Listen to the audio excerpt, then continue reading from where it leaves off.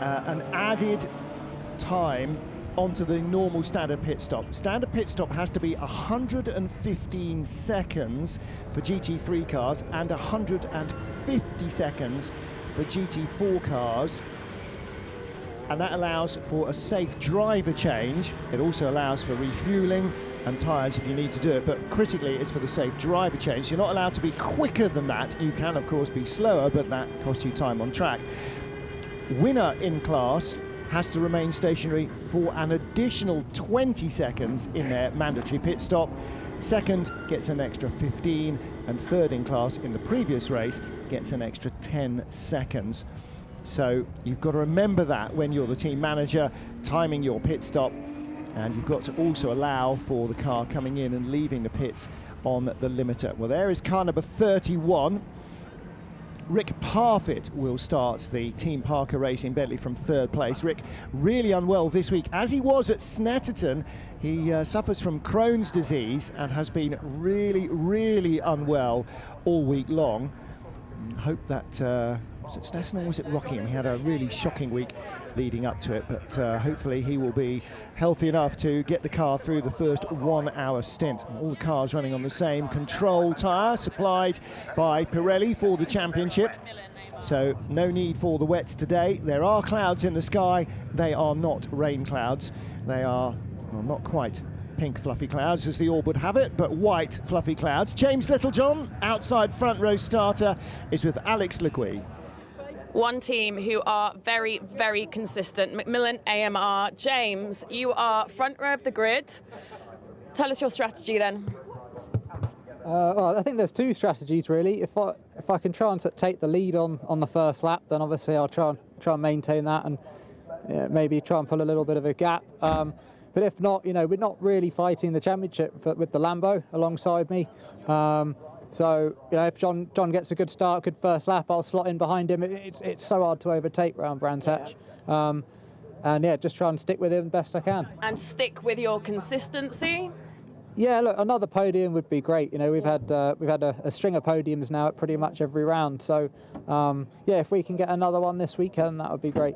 Barwell are a little disappointed that the weather has improved somewhat. What about you guys?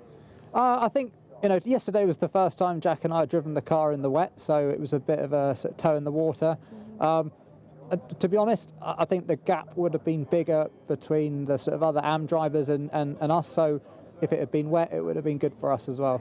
There are 75 points potentially to gain between here and Donington, so the title is not completely out of reach. It's not, no.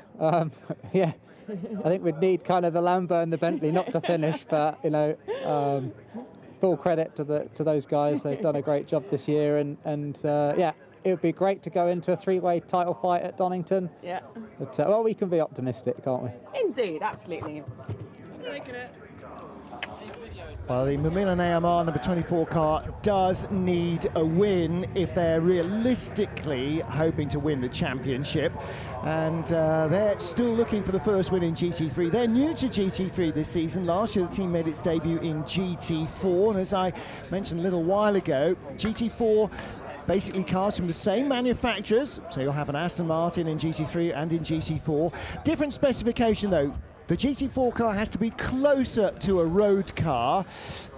In other words, less developed aerodynamically, less developed mechanically. However, make no mistake, this is not a production car with some seats taken out.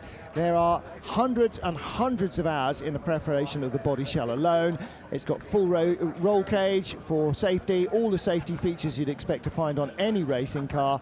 Slick racing tyres, smaller wings, less developed aerodynamics to make it a little less expensive to replace all the parts. And they have a slightly narrower tyre as well, a little less power from the car. The Aston Martin in GT3 form has a 6-litre unrestricted, so over 600 horsepower V12. It's a V8 in the Vantage in GT4 spec. Now, both those cars, the Aston Martin is due to replace next spring when the new Aston Vantage comes out. They'll be developing their new cars as well. But Bentley continue. Seb Morris is on the grid with Alex. Seb, the battle is on somewhat between you and Team Barwell, but you guys are not quite so far ahead as I imagine you hoped. We know that you're strong here, so are you confident? Yeah, we are. It was unfortunate we had 20 minutes of rain yesterday during the qualifying, and our car's rubbish in the wet. So, so we need it to be dry. It's amazing in the dry. We're definitely the fastest car here on this track and these conditions. So, we're a quick car and we're out of position. So, so you're going to have an interesting race to watch. That's for sure. That's what we like to hear. Talk us through your strategy. We're just going to try and pick them off one by one and get our nose on the tail of that number 33. Pick them off one by one. That's what we like to hear. Thank you, Seb. Thank you. Well, they're feeling confident enough in the number 31 car. They didn't go out in this morning's morning warm-up. It was just a brief 10-minute period. They didn't go out. TF Sport, Tom Ferrier's team, did. The number 11 car that starts right in front of this. There you can see Seb Morris with the shades on by the driver's door. The number 11 car was fastest of all from Team Parker's number 7 car. Ian Loggy and Callum McLeod sharing that car, and they were winners in Spa-Francorchamps.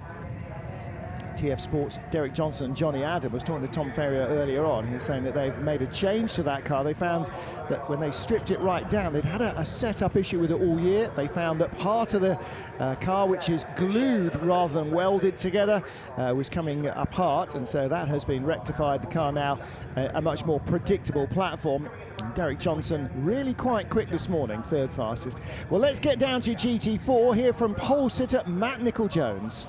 A very nice combined score, put Matt and Nicol-Jones up here on pole position. Boys, well done. Academy, well done.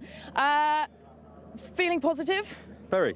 Yeah, no, quietly confident. It's been a long time coming. To be honest, I think we might struggle a little bit in the dry, which is going to stay dry all day. So, but we're at the front, and the car's fairly wide and good in a straight line. So I think we'll be okay. We've got a little bit of a strategy in place of what we want to do. Just need to keep it clean and do 2 hours and be somewhere near, I think, at the end. So yeah, happy days. Yeah, would be very nice. Next door to you is Garage 59. They were dark horses all along. They are tough ones to beat somewhat. Yeah, they've got a lot of grunt, but they're also quite hard on the tyres. So I think if we can stay ahead of them, then give us a couple of laps. Well, I'd say probably about 20 minutes in we can start to gap them.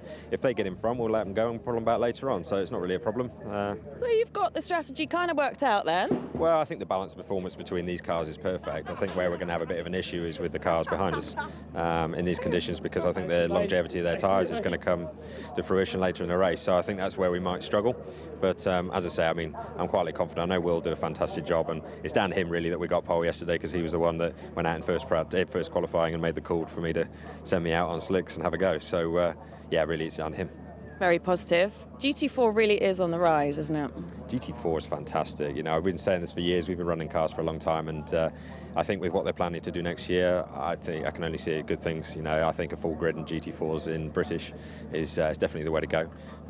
You know, I own and run Academy Motorsport as my business, so for me to see this category get bigger and stronger as a driver and as a team manager is exactly what we need and exactly what we want, and I hope for the best for next year. Good. Boys, foot to the floor. Thank you very much. Yeah, Matt Nicol-Jones, he owns the team, he drives the team. I believe he wrote the theme song as well from Purshore in Worcestershire, originally as a driver, and now, as he said, set up Academy Motorsport. And they made the right gamble, went on to slicks when it wasn't quite slick weather. But the deal with the GT4s, one of the things that they have to have is they have to have the same number of wheel nuts and wheel studs as a road car would. So on the Aston Martin, 5 wheel nuts to hold the wheel on, not one big centre lock wheel that the GT3 cars use that you're used to seeing on, you know, Formula 1 cars and so on. So you can't just use one air gun to take the wheel off, you've got to take it off like your local fitter at the tyre centre would. So by the time it was ready for slicks, the track, it was now too late to get in the brief 20-minute period for the drivers to get in, get the tyres changed and get back out on slicks and get up to speed and get the lap done. So you had to gamble early, and in the end, those that gambled best, and that was the Academy Motorsport car, did well. Well, there you go, look, helping out with the grid girl. John Minshaw will start on pole position then in the Barwell Lamborghini. So those familiar lime green and red colours. Minshaw, the Demon Tweaks company, supporting him alongside Macmillan AMR. James Littlejohn starts the car. There's 2 different groups of drivers in this championship. It's essentially a Pro-Am championship, but you can also have an all-silver driver lineup, and the colours of your rating depend on your previous results in British GT and in all sorts of other racings, and Macmillan AMR have 2 silver drivers. Barwell, and this team here, TF Sport, it's a Pro-Am. And so GT3, PA, Pro-Am, and so you've got Mark Farmer, the Am, starting, and his teammate John Barnes, who's the Pro driver, will do the second stint. Among the silvers, it's the driver who set the slower lap time, i.e. who was in the wetter of the qualifying sessions, who will be the starter. Another Pro-Am car. Really good qualifying for the number 6 Barwell Lamborghini, sister car to the pole sitter. And Liam Griffin is the Am driver in the number 6 car, so he is the man who starts that one. And Sam Tordoff, runner-up in last year's British Touring Car Championship, who was racing in the 24 Hours of Spa last weekend, getting an awful lot of GT racing under his belt this year. He will do the second stint. Best of the Bentleys, Rick Parfitt. He starts the number 31 car. And for Rick, much as he loves his racing, I'm sure he can't wait for the stint to be over, because I think it's going to be really hard work for the driver of the number 31 Bentley. Alongside him starts our reigning champion, Derek Johnston, in the number 1 car. You can see the door open with MSW down the side of that black and grey car, also run by TF Sport. Tom Ferrier's team running 1 and 11. And they are in 6th position on the grid, ahead of the first, indeed the only Ferrari on the grid, which in British GT terms is certainly a rarity, a year to have just 1 Ferrari in the championship. And it is car number 21, Spirit of Race, and that is driven by Duncan Cameron and Matt Griffin. One of the newer 488 GT3s. British Racing Green with white upper surfaces. There it is, car number 21. And alongside the number 7 Bentley, with a much clearer lime green, dark green colour scheme on the car that will be started by Ian Logie. Michael Brown, number 26. That Aston Martin silver and grey. He starts in 9th, and rounding out the top 10 is Richard Neary in the Team ABBA Mercedes. And then on row 6 of the grid are GT4 front runners, Academy Motorsports Aston Martin, and the Garage 59 Blackpool Racing McLaren. We have 1 non-starter. Unfortunately, it's our reigning GT4 champions, Graham Johnson and Mike Robinson. Their McLaren ran perfectly in free practice yesterday, wouldn't start at all for qualifying, and still won't run. So it's got a number of cylinders running, but not all 8, and unfortunately 501 will not start. Everybody else looks to be fired up. Slave batteries and helpers leaving the grid. And what a great view. So that onboard camera with Rick Parfitt. And he starts in 5th position. And the teams will be ready right from the beginning, just in case. You saw John Barnes in the back of the garage with the headset on, ready for the number 11 car. Green flag waves. The final formation lap around this fabulous Brands Hatch Grand Prix circuit gets underway. So the championship. Let's just touch on this, because for the next 2 hours we may not get a chance to. John Minshaw and Phil Keane could be champions if, bear with me, if they win and the 31 Bentley is 6th or lower, then they will not be beaten. John Minshaw starts on pole position. James Littlejohn alongside in the 24 Aston. Mark Farmer 11, and Sam Tordoff number 6 means it's Aston and Lamborghini on row 2 as well. Bentley and Aston Martin on row 3, ahead of the Ferrari of Duncan Cameron and Ian Loggie's victorious at Spa Bentley in 8th. Mike Brown 9th, and Richard Neary starts in 10th position. And the only Mercedes in the field this weekend. Then into the GT4 field, which is growing in number every day. Will Moore and Sandy Mitchell ahead of Neil Murray and Alex Reed.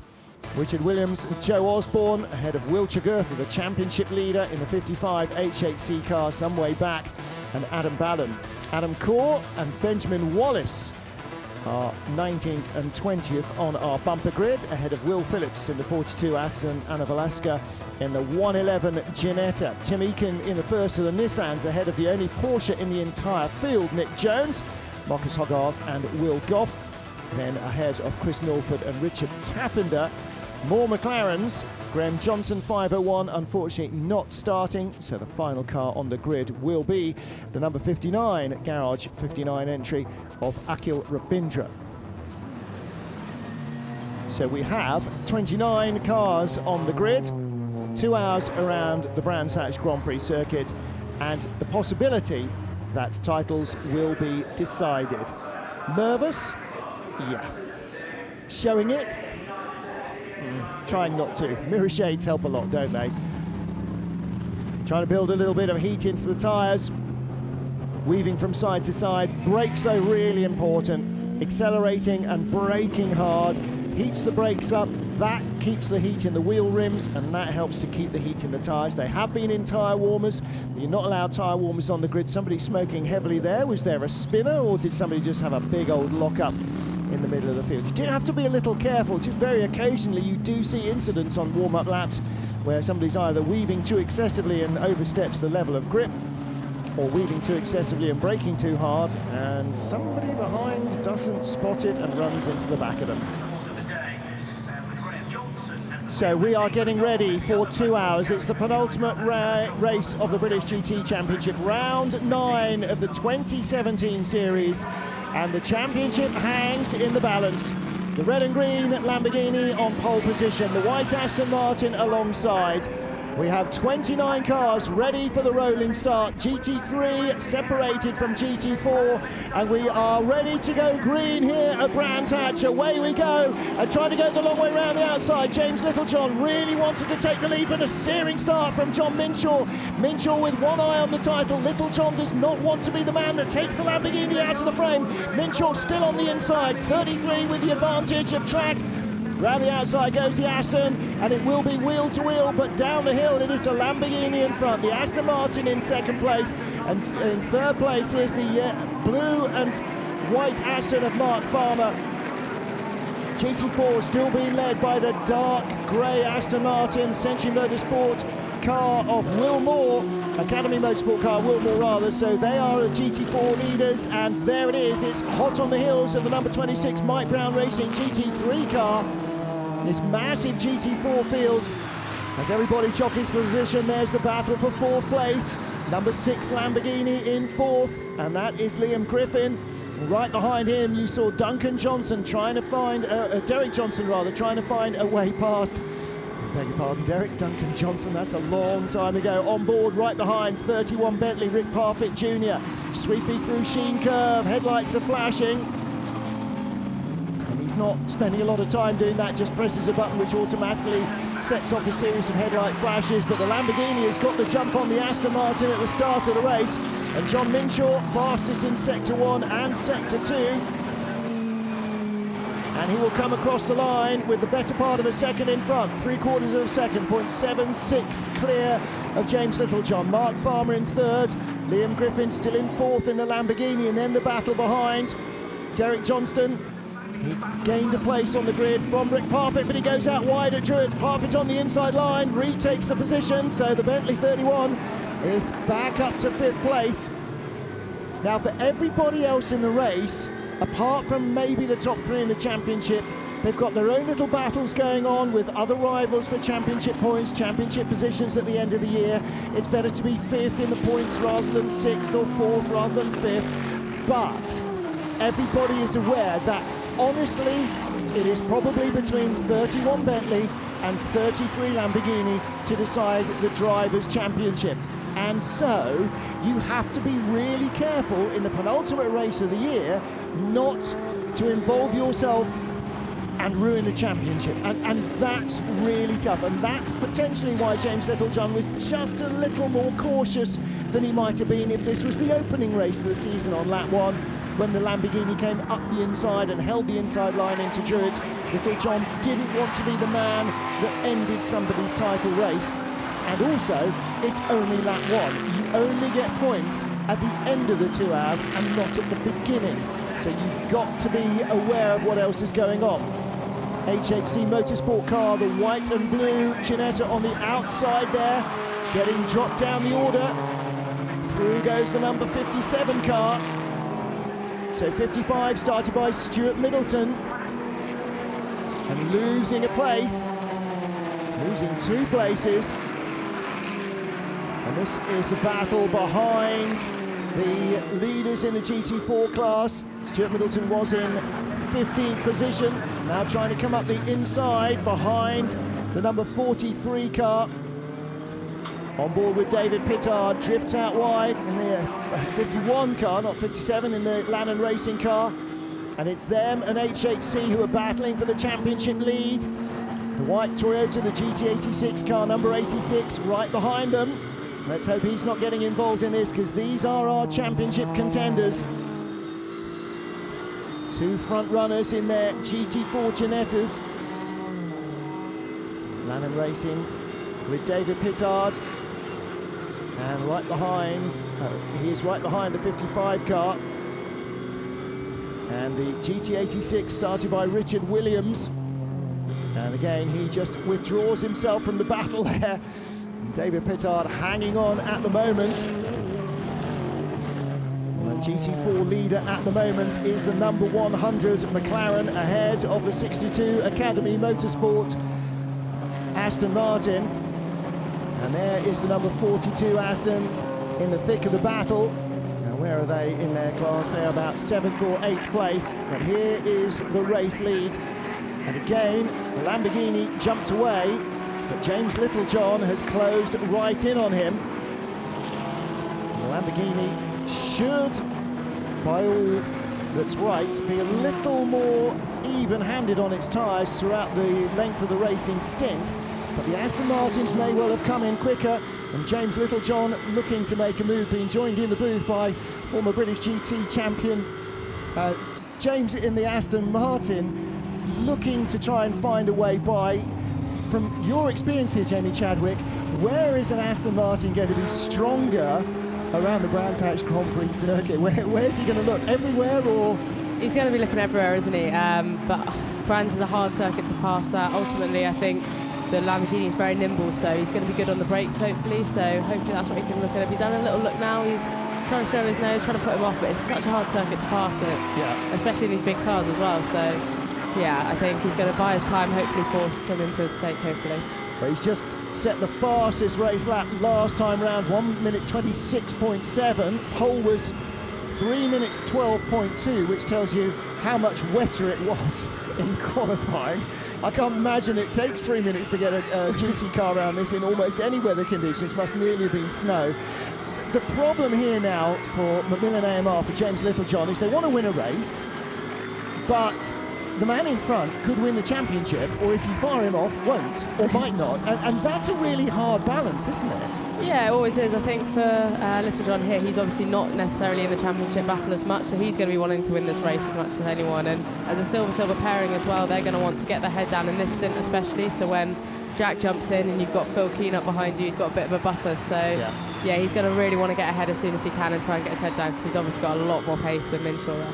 And the other problem is that Macmillan AMR will have to spend an extra 20 seconds longer in the pit lane, or an extra 10 seconds longer in the pit lane, than any of their close rivals on the grid. So they've got that deficit that they know they have to try and counteract. So it's patience, but you've got to keep pushing and keep looking and try and force the driver in front into a mistake. Yeah, exactly. You've got to keep pushing, and that's what I love about GT racing. It's 2 hours long, but so many things play into account, and the strategy. You've seen Barwell there. They're going to be thinking about how they could play this to suit them, and you know, there are so many ways you can work it, especially with the Macmillan car having a pit stop penalty. So yeah, I think he's going to try and get his head down and try and get past Minshaw as soon as he can.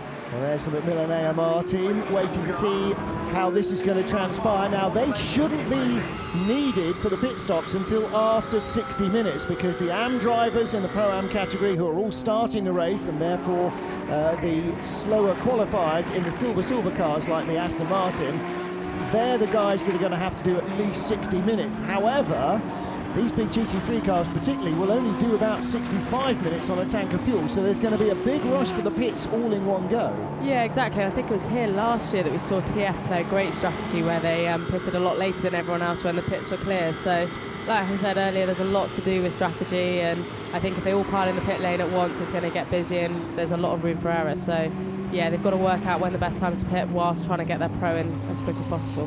Now, when you're stuck behind another car like James Littlejohn in the Aston Martin, your visibility is a little bit restricted, but you know where you're going. The track hasn't changed since last time round and since qualifying and everything else.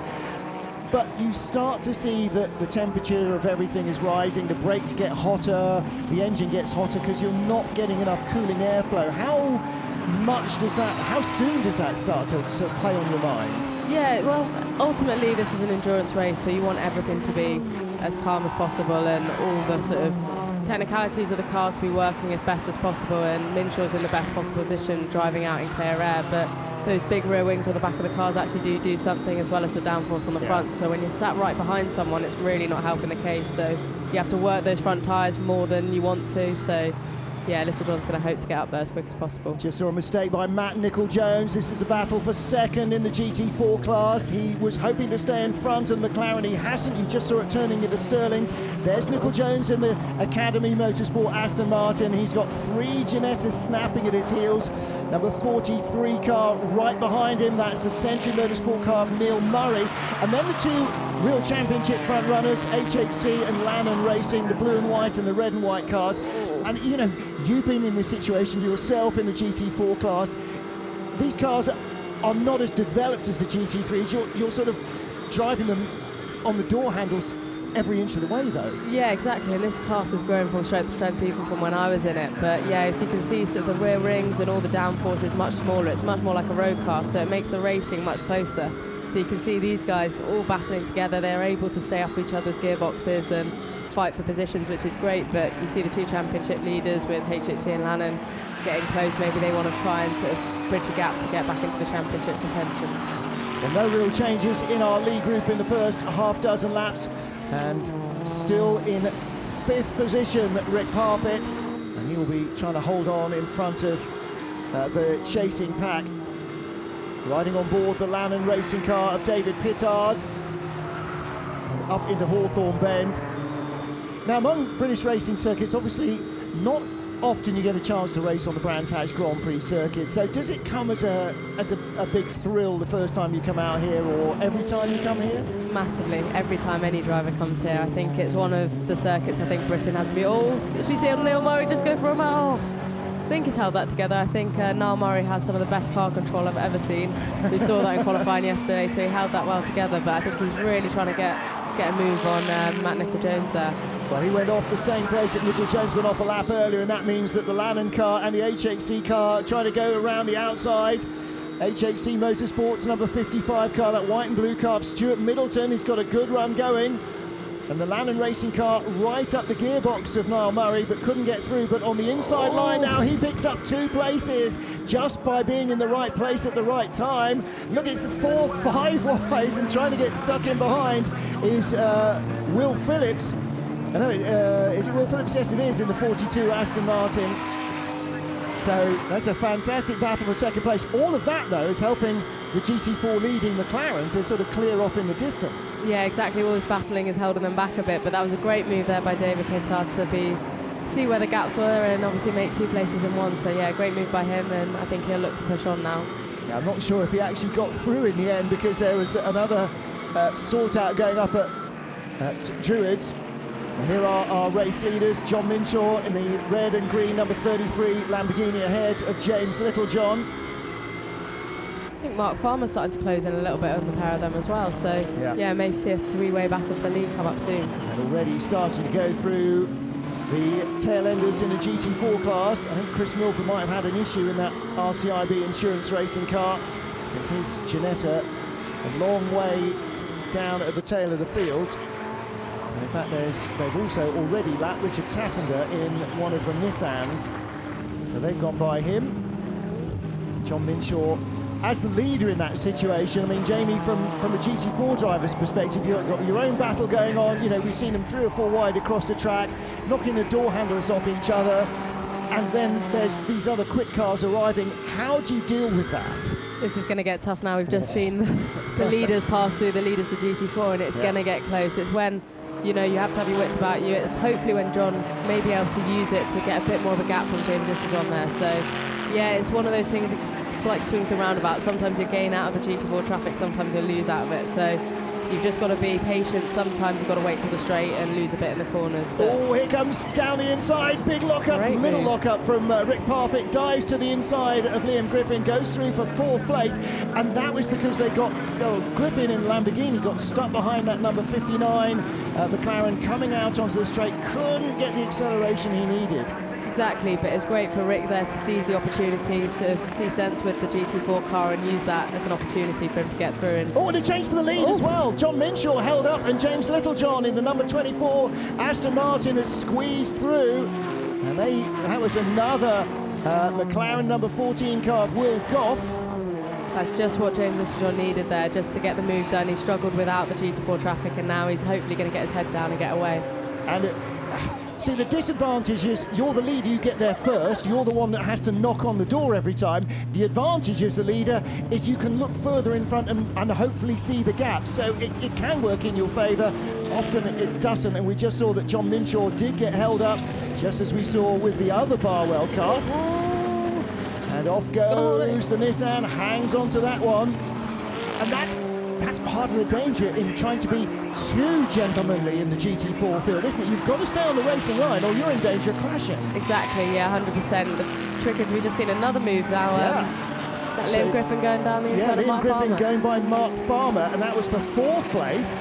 No, 3rd place. So Mark Farmer has been passed by Parfitt, and so here's the lead change, trying to go around the outside. John Minshaw, but the McLaren drifts out a wide in Graham Hill Bend on the racing line. And through goes the Aston. Well, looking back at the Aston Martin. John was wise there to that, though. He could have had a bit of an incident there with the GT4 car, but he backed out of it. Unfortunately, lost the lead, but yeah, good save there. Well, clearly he saw the GT4 car going for the inside down into Graham Hill Bend, so he couldn't go that way. He had to try and go somewhere. And in the end, yes, got away with that by the skin of his teeth. But now, the number 24 Aston Martin is free. 10 laps in, and how many minutes have we done? 16 minutes, so 15 and a half. So he's now got another 44 minutes to try and build up basically a 30-second lead. That might not be that easy. If it was that easy, I'd be doing it. I know. So up to 3rd place has gone Rick Parfitt, and again, sometimes it's the cards you're dealt, isn't it? You've just got to go with how it happens. Yeah, like I said, it swings and roundabouts. Unfortunately, these things happen, and sometimes you do get sort of nerfed out a bit by GT4 car. I know I've done it to GT3 cars by accident before, but you know, you've got to sort of stick to your guns. It might happen to James Littlejohn in the next few laps, so he's to get his head down, get back in the rhythm, not let it affect him, and hopefully get back into terms, because he's not dropped him yet, so he's still there. Yeah, last time round, James Littlejohn at 128.85.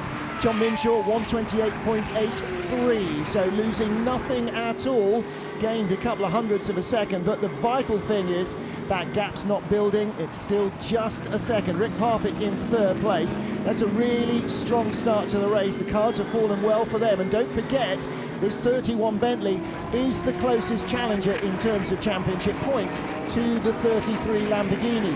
They can't afford to be out of the top 6 if the Lamborghini wins. They need to be ahead of the Barwell car, basically, in this race and in the finale at Donington Park. And, you know, it almost always goes down to the last race, doesn't it? You know, and you get that massive nail-biting climax to the series. Yeah, it's the worst thing. The problem with endurance races like this is anything can happen, and, you know, there's 1 hour, 42 minutes to go, and literally anything can happen. So these guys up there is obviously a bit unlucky with the way that qualifying went in the wet. It doesn't really suit the Bentley, but they've got a lot of pace in the drive. We saw that in practice, they're quickest. So yeah, I think these guys are going to be on a mission to hunt down John Minshaw, and he's on it. Yeah. He's really, really on it. Yeah, John Minshaw going quickly. Rick Parfitt last lap at 1:29.1, so lost 3/10 in traffic, but first sector of the lap faster than anybody has gone so far in the entire race. So Rick Parfitt also fastest through the speed trap at 107 kilometres an hour out the back, and another faster sector and a fastest race lap for him last time round. By over nearly a second. Yeah. Over a second. Now the race leader in traffic, number 24, and right in front the GT86 and his own teammate, the 42 Aston Martin of Will Phillips. So Phillips will be seeing what's coming up in the mirrors. His engineer will have told him, that's James, let him through.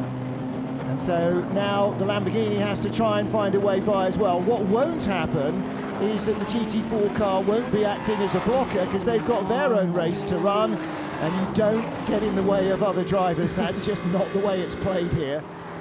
The speeds at Brands Hatch and the lack of runoff are far too great for people to mess around. So great GT4 battles going on. And that number 42 car, where are they? There are 1, 2, 3, 4, 5, 6 in the GT4 category. The GT86 Toyota, the all-white car behind, not a point scorer, but all this GT3 traffic coming through has just separated the Aston Martin from the number 55 car. There is the 55 just behind Rick Parfitt as he goes through, and he is very close now. Yeah, really close. Again, traffic not playing well for John Minshaw. Now, partly the traffic didn't fall well, but the other thing is he's already had one get out of jail card on the grass, and they're the points leaders. They can afford to give away a position or lose a second in traffic. They can't afford to be in the barriers. Exactly. He's going to have to buy his time with his traffic, going to make sure he's patient, and John Minshaw's been around the block long enough. He knows what he's doing. He's not going to go for any stupid moves, but he's going to have to keep it safe. But he's obviously got Rick flying up behind him, so he's just got to manage time. He kept James Littlejohn behind him for long enough, so hopefully he can just keep his head down and not let the big Bentley in his mirrors affect him too much. And again, even if he does get a run on him, it doesn't matter. They've got that points advantage. It's only 12 points, but it is 12 points, and so you know, they need to get through that. Well, they've lapped everybody apart from the GT4 leader, and that is right in front at the moment between them and the race leader. That is the number 100 Black Bull Garage 59 McLaren. Oh, and here comes the Bentley down into Dingledale. He can't go through 3 wide at Sheen Curve. They get by, but he is now right in the toe of the Lamborghini as they come into the left-hander at Stirling's Bend. And Rick's going to have to be patient here as well, because John's not going to wave him through easily, so he's going to have to buy his time and not trump it a bit too much, wait till there's maybe a mistake. So this is going to get exciting now. We've cleared most of the GT4 traffic, and these two can run free alone. Except, of course, we'll start to come up to them again sooner rather than later. And, you know, again, that is all part of endurance racing as well. Whether you're racing for 1 hour or 24, traffic is always going to be part of it. And the Bentley out of Paddock Hill Bend, not having a lunge up the inside, but he's moving around all the time in the mirrors. Forced him into a mistake. That's a good move there. Oh, Minshaw on the inside, and Parfitt can't hold on around the long way at Graham Hill Bend. Nicely done, perfectly worked. He's just got the cut back there and played that out perfectly. That's textbook stuff there from Rick Parfitt. Now he's got to get it turned into Surtees and get the drive out up the hill. That was perfect. He forced him to defend into Paddock. That move started from Paddock Hill Bend, and he worked all the way around up until the fact he got out of Graham Hill Bend. So really nice stuff there from Rick. And it's not just about driving cars quickly. You've got to be able to think quicker than the car moves. Exactly, especially in these big cars where it's not the easiest thing to pull off overtakes like that. So really nicely done. Now that's bad news for our race leader, because he was rather hoping that they would battle for several laps between themselves, slow each other up and allow him to build an advantage. But Parfitt is now really tanking on. We heard them say earlier on they reckon their car is the quickest in the dry conditions. And that might well be the case. Just saw the number 21 Ferrari, that is Duncan Cameron in 7th place in the GT3 class.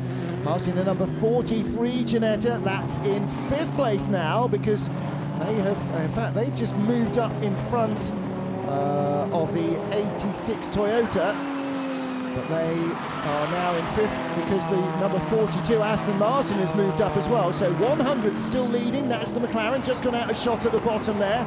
62 in 2nd, that's the Academy Motorsport Aston. Then in 3rd place, the red and white number 51 Lannon Racing Ginetta. Then in 4th place, the number 55 HHC Ginetta. And then in 5th position is the 42 Aston Martin.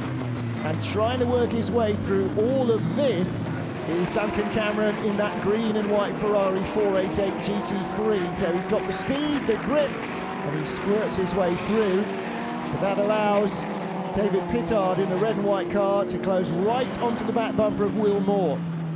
Yeah, David Pittard's trying to use the GT3 traffic there to open a little gap for him, and Will Moore's not an easy guy to pass, so he's going to hope he can find a bit of a gap. The Aston's quite quick in a straight line, so he's going to have to do it late if he's going to do it. So yeah, we'll see how this gets on. Yeah, and right behind the red and white car is the blue and white car. That is their teammate, their championship rivals rather, Stuart Middleton in the HHC Motorsport car. And he's having a look on the inside into Westfield, finds the door closed. And Will Phillips there in the 42 car. Now he's got a GT3 Mercedes coming by. Richard Neary goes by, so he lets him go. Neary's now going to be held up, but that means Will Phillips sort of loses a little bit of contact with the two Ginettas.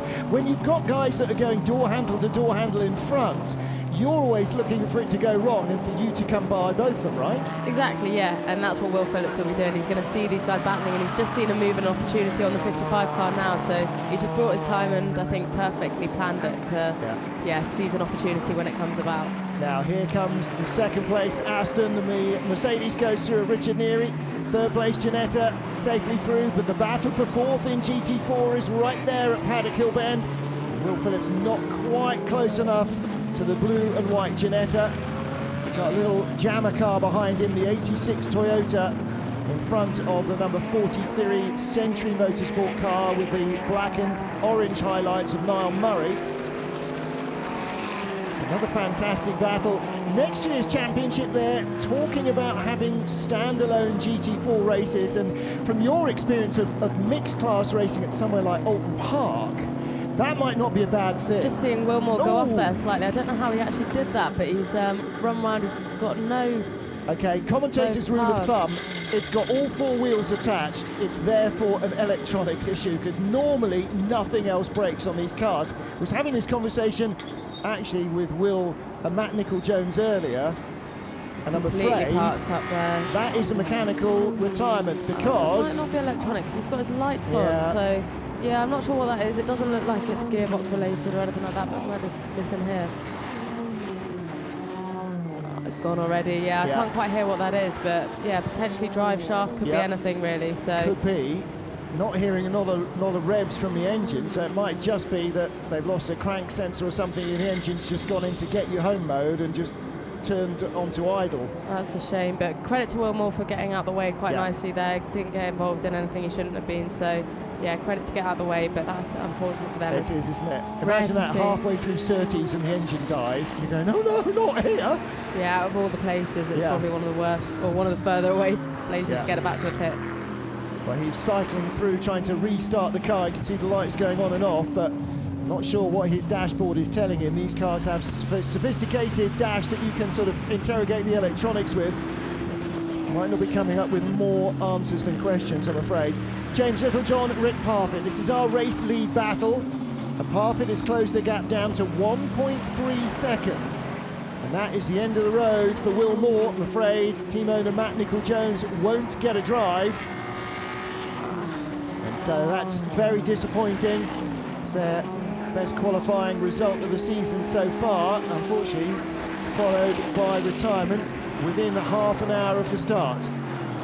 Last lap comparison, so Littlejohn's put the hammer down a little bit now. I think he's seen the big Bentley in his mirrors, so he's responded with a good lap time there.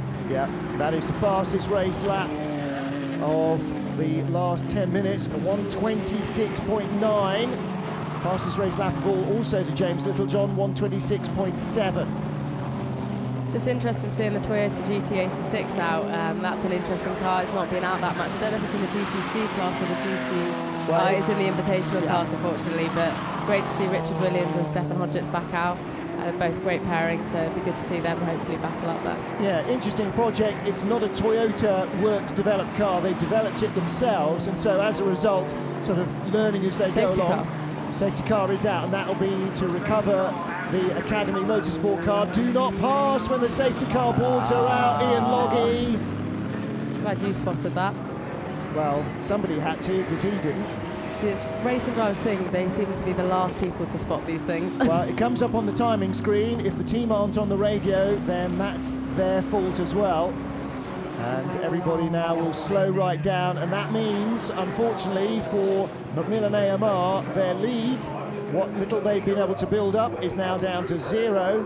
And Rick Parfitt and the Parker Racing BMW might get a chance at the restart.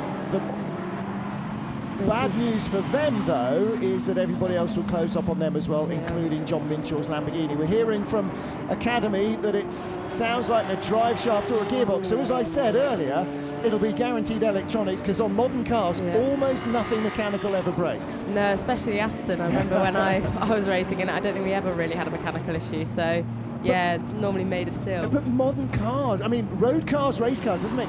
Modern cars are so well built, they almost never break anything mechanical. It's the electronics that's so often the issue. But exactly, they put some stress through them around this circuit, though. Definitely, I think the sort of how taxing these circuits are, especially these British circuits are on these cars, is tough. And I think by the end of them, for them all to be in one piece and still driving around, credit some of the manufacturers. So now we get a chance as a driver to sort of reset yourself and think about where you're going to go, maybe have a little chat with the team about strategy. But we're still half an hour from the pit stops, because all of these drivers must do 60 minutes. So we've still got an hour and a half of the race left to go. And this should be a relatively brief interruption, because Wilmore is close enough that they might be able to roll him back down the hill and into sort of no man's land over by McLaren on the Grand Prix circuit, although that does rather mean going against the flow of traffic. So it's going to take a while for everyone to catch up to the safety car. It is actually, I think everyone's so spread out. For them all to catch up into a line, I think might already be gone by the time that happens. Well, Will's just getting back into the car, and that means that they're going to put it under tow. So they're going to have to send a vehicle from the infield up through Surtees to go and give him a tow. So that might be another 2 or 3 laps. However, with a 2-hour race, it won't lose us a lot of racing time. And again, as with the leaders, what it will do is close the GT4 battle right up. And of course, the GT4 battle had no GT3 cars intermingled with it. So there is your leader, and we've lost the Aston Martin from second, which now means the Lannon Racing Ginetta is second, the HHC Ginetta is third, and in fact the GT86 Toyota had got ahead of the number 42 Aston Martin. Now the Toyota won't score points, so even if it finishes in amongst the GT4 cars on the road, as seems likely, it's got the pace of the front runners, it's invisible for point scoring. So here's our tow truck.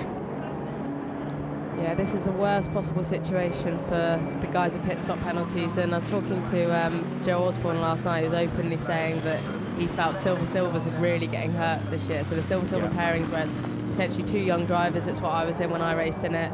Normally 2 fairly quick drivers. They've got an extra weight penalty as well as 14 seconds extra in the pits. So the 14 seconds they may have built up in the first half of this race has just been squashed down, and they've got to go find that again before the pit stop. So this really does hurt a few of the drivers. So the guys with pit stop penalties in GT3 as well as in GT4 are really going to try and get their heads down after this.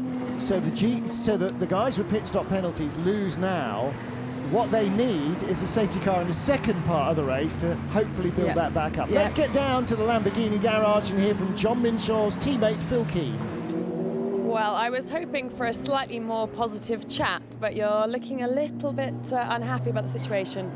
I mean, the Bentley's fast here. We were 6/10 behind it last year in qualifying and in the race. So, you know, I think, you know, we'll just score as many points as we can and head to Donington. What's the strategy for the changeover? Just to stay out of trouble, have a smooth stop, and see if we can make any progress in the second half of the race. But I think the Bentley's going to be quick today. Thank you. Well, in the end, with the championship lead, all they've really got to do is make sure they're somewhere in the top half dozen. You don't want to lose the championship lead. I mean, Jamie Chadwick, you've been in that position where you've led most of the season, you've had to nurse the championship lead. When you're actually in the thick of it in racing, how many times in a 1-hour stint does points come into your head? I'll be honest if I say not often. I think as a racing driver, you have your head down and you see a car in front of you, you want to pass it. Obviously, they're going to minimise risk. They're going to be out there. They're not going to want to scratch on their car. They want to bring it home to the finish. They want the points. And like I said, anything can happen. So you could be 4th going on to the last lap. You could win the race. So anything can happen. And these guys came so close last year. Phil and John came very, very, very close at Donington Park in it. unfortunately all unfolded for them there. So I've got my fingers crossed for them this year. Absolutely, you know, they put in the hard yards. They've raced superbly over the last few seasons. The team have as well. Mark Lemmer's crew have been in the hunt, you know, the last half dozen years and more for the championship title. And again, you know, with Team Parker, they've really raced superbly. Both cars have had wins this year, which just goes to show that it's not just one pair of drivers. It's the fact that they can produce a competitive car and get both sets of drivers onto the top step of the podium. So you tend to get to the end of the British GT Championship. There's not many years when you look back at the list of champions and go, oh yeah, they fluked that. They were nowhere all season. It's too long, it's too hard to chance into anything. Exactly, I like to think that. But yeah, no, definitely, it's not something that can happen by accident. I mean, you can get lucky, you can get fluke results. Sometimes you can win a race when, I know I've had results when I've been like, how the hell have I done that? Yeah. Maybe I didn't deserve it. But ultimately, to win a championship, you've got to be there all year. You've got to be consistent. You've got to put the qualifying laps in, and that's what they've done. So ultimately, they've just got to keep their nose clean when they come to these final races of the season, and fingers crossed for them that they can keep it all intact. Yeah, and sometimes it's that little break, that little bit of luck. Now, John Minshaw might think it was really unlucky getting eased out onto the grass by that GT4 car, but he didn't hit the barriers and he's still in the race. You know, it's those little bits. It could have been a big crash, a car could have been wrecked. Those little bits of luck, those sometimes are the turning points that make the difference. Safety cars coming late. Yeah, lights out on the safety cars who are ready to go. We're ready to go. James Littlejohn has gone. Now, all he has to do is not pass the safety car, and he is gone. And whatever advantage he had before, he has doubled over Rick Parfitt. 1.7 seconds across the line. Minshaw in third.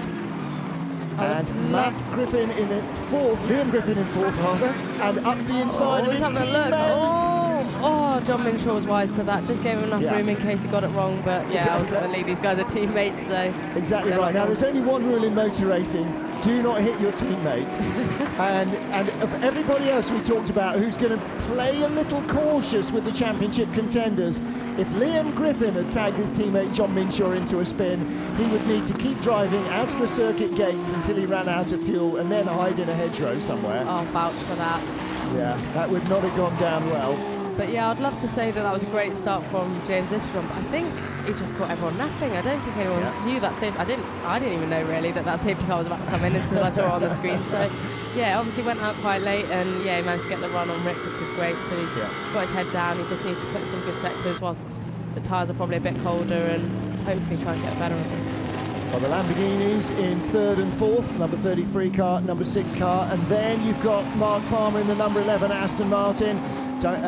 In sixth position is the number 1 car, Derek Johnston, and he's there in the black and white Aston Martin. So those are the 2 TF Sport cars. And then we've got this battle, which we've not had before actually, the Ferrari and the second of the Bentleys, Duncan Cameron, the Mercedes rather. Duncan Cameron there and Richard Neary. They've been sort of working their way through traffic and have been separated a lot by that, but now nose to tail.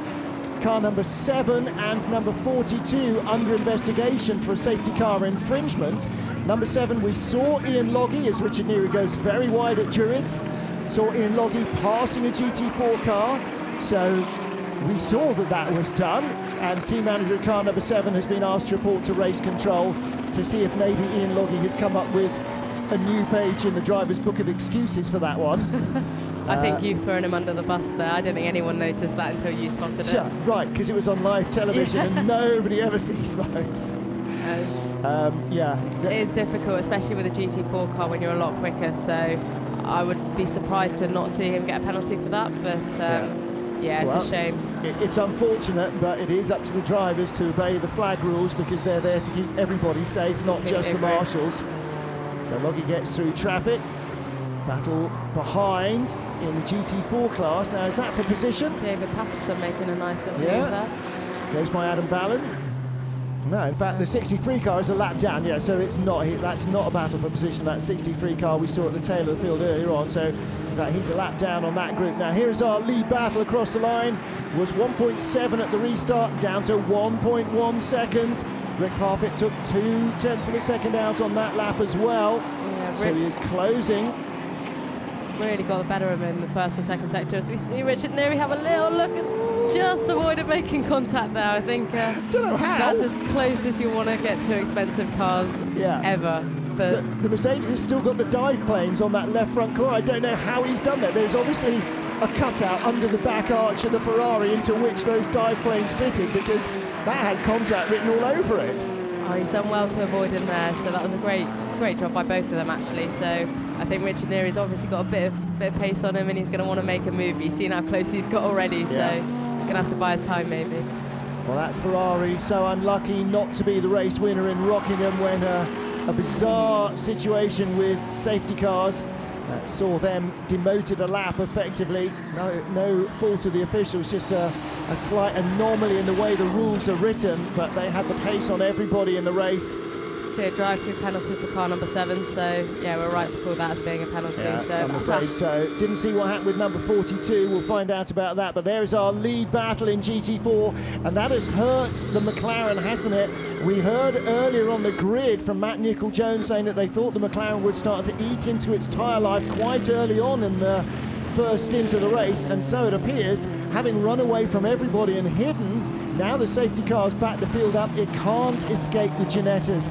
Now look, you've raced a big front-engine Aston Martin against lighter front-engine Ginettas. They don't have the horsepower, but they're pesky little beggars in the corners, aren't they, when you're in a bigger, heavier car? Yeah, exactly, especially as the sort of race goes on and tyre life does become a massive factor. So yeah, I know notoriously the McLaren definitely eats away at his tyres, and the safety car wouldn't have helped them with that big lead having been taken away from them. But these Ginettas are hopefully going to battle between each other and let Sandy Mitchell get away a little bit now.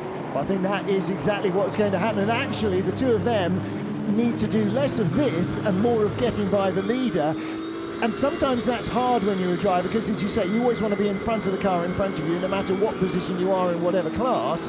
But if he sat behind the Lamb Racing car and just the two of them work together, they would actually close on the McLaren fairly quickly. Yeah, exactly, but trying to tell a racing driver, that's a different story. But it's also very difficult to try and signal to the other driver not to defend, because they're always going to think that they're going to try and make a move. And David Pittell's obviously quite defensive. We've seen the 86 car make the move on the 55, so whether he's let him through a bit there just to get out of a battle that, you know, he's obviously not in those championships, so he's not going to want to race him, but he's holding him up now, so I don't know if he's going to regret that.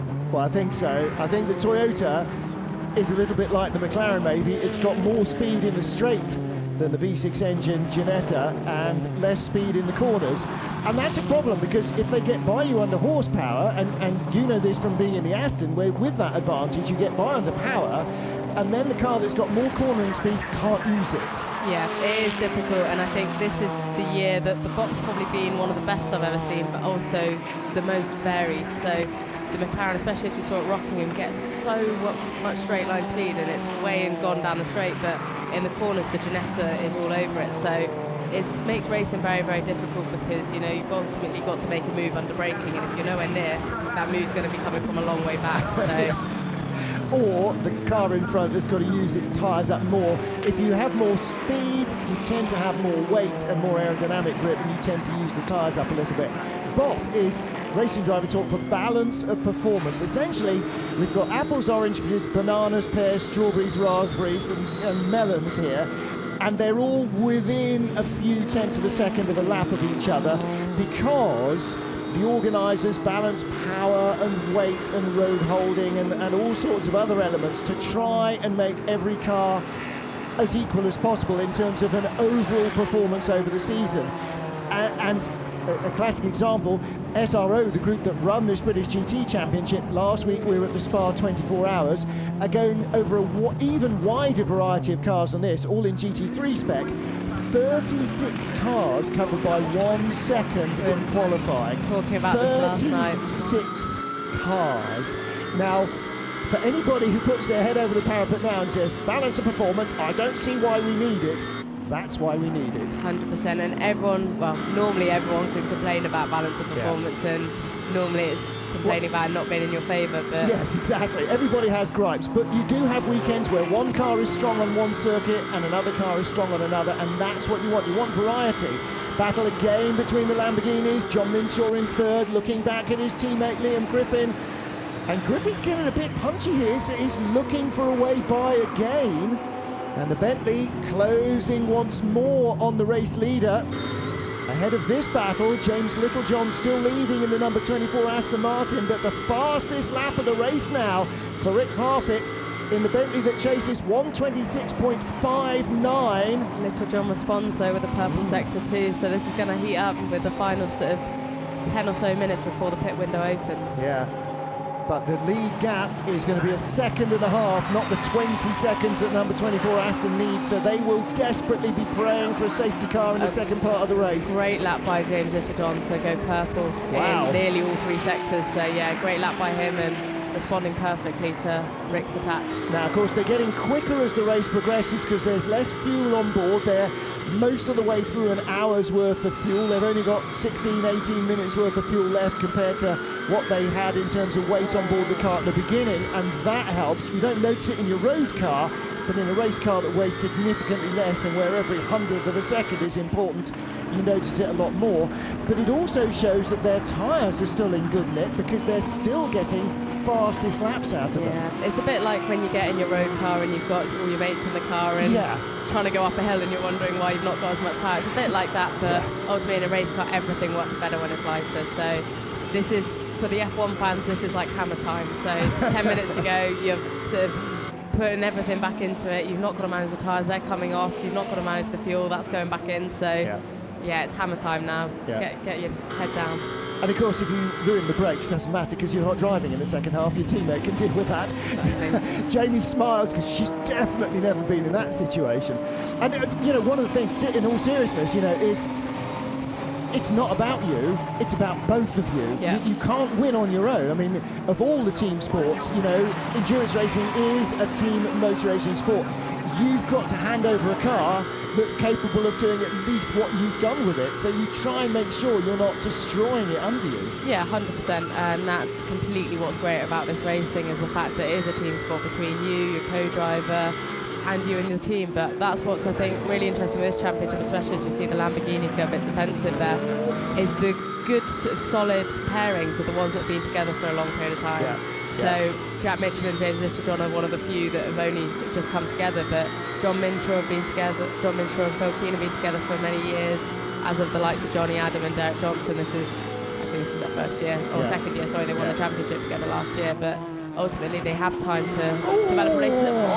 He's Griffin done well to save that. On the curbs, out of Surtees, and that was very close. That was a proper Code Brown moment there for Liam Griffin. Now, there is an investigation underway about the restart behind the safety car, so there might be a penalty heading not just to the number 7 Bentley, but also to the number 24 Aston Martin, our race leader.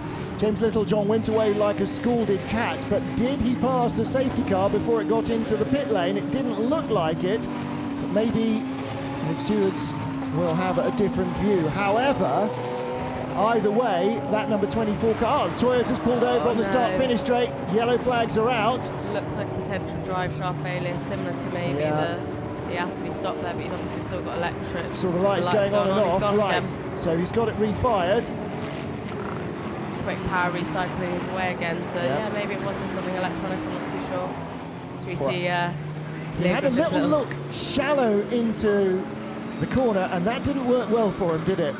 No, I think he's come out a bit tight. Oh, he's just got on the power a bit much as the tyres are starting to go away from him, and I think his traction control lights were flashing like mad at him on the dash there. And yeah, he saved that well, to be fair. Could have easily ended up in the barrier, so good effort. Well, that was good news for Mark Farmer, because he now moves up to 4th onto the tail of John Minshaw, and again they're back in the GT4 traffic.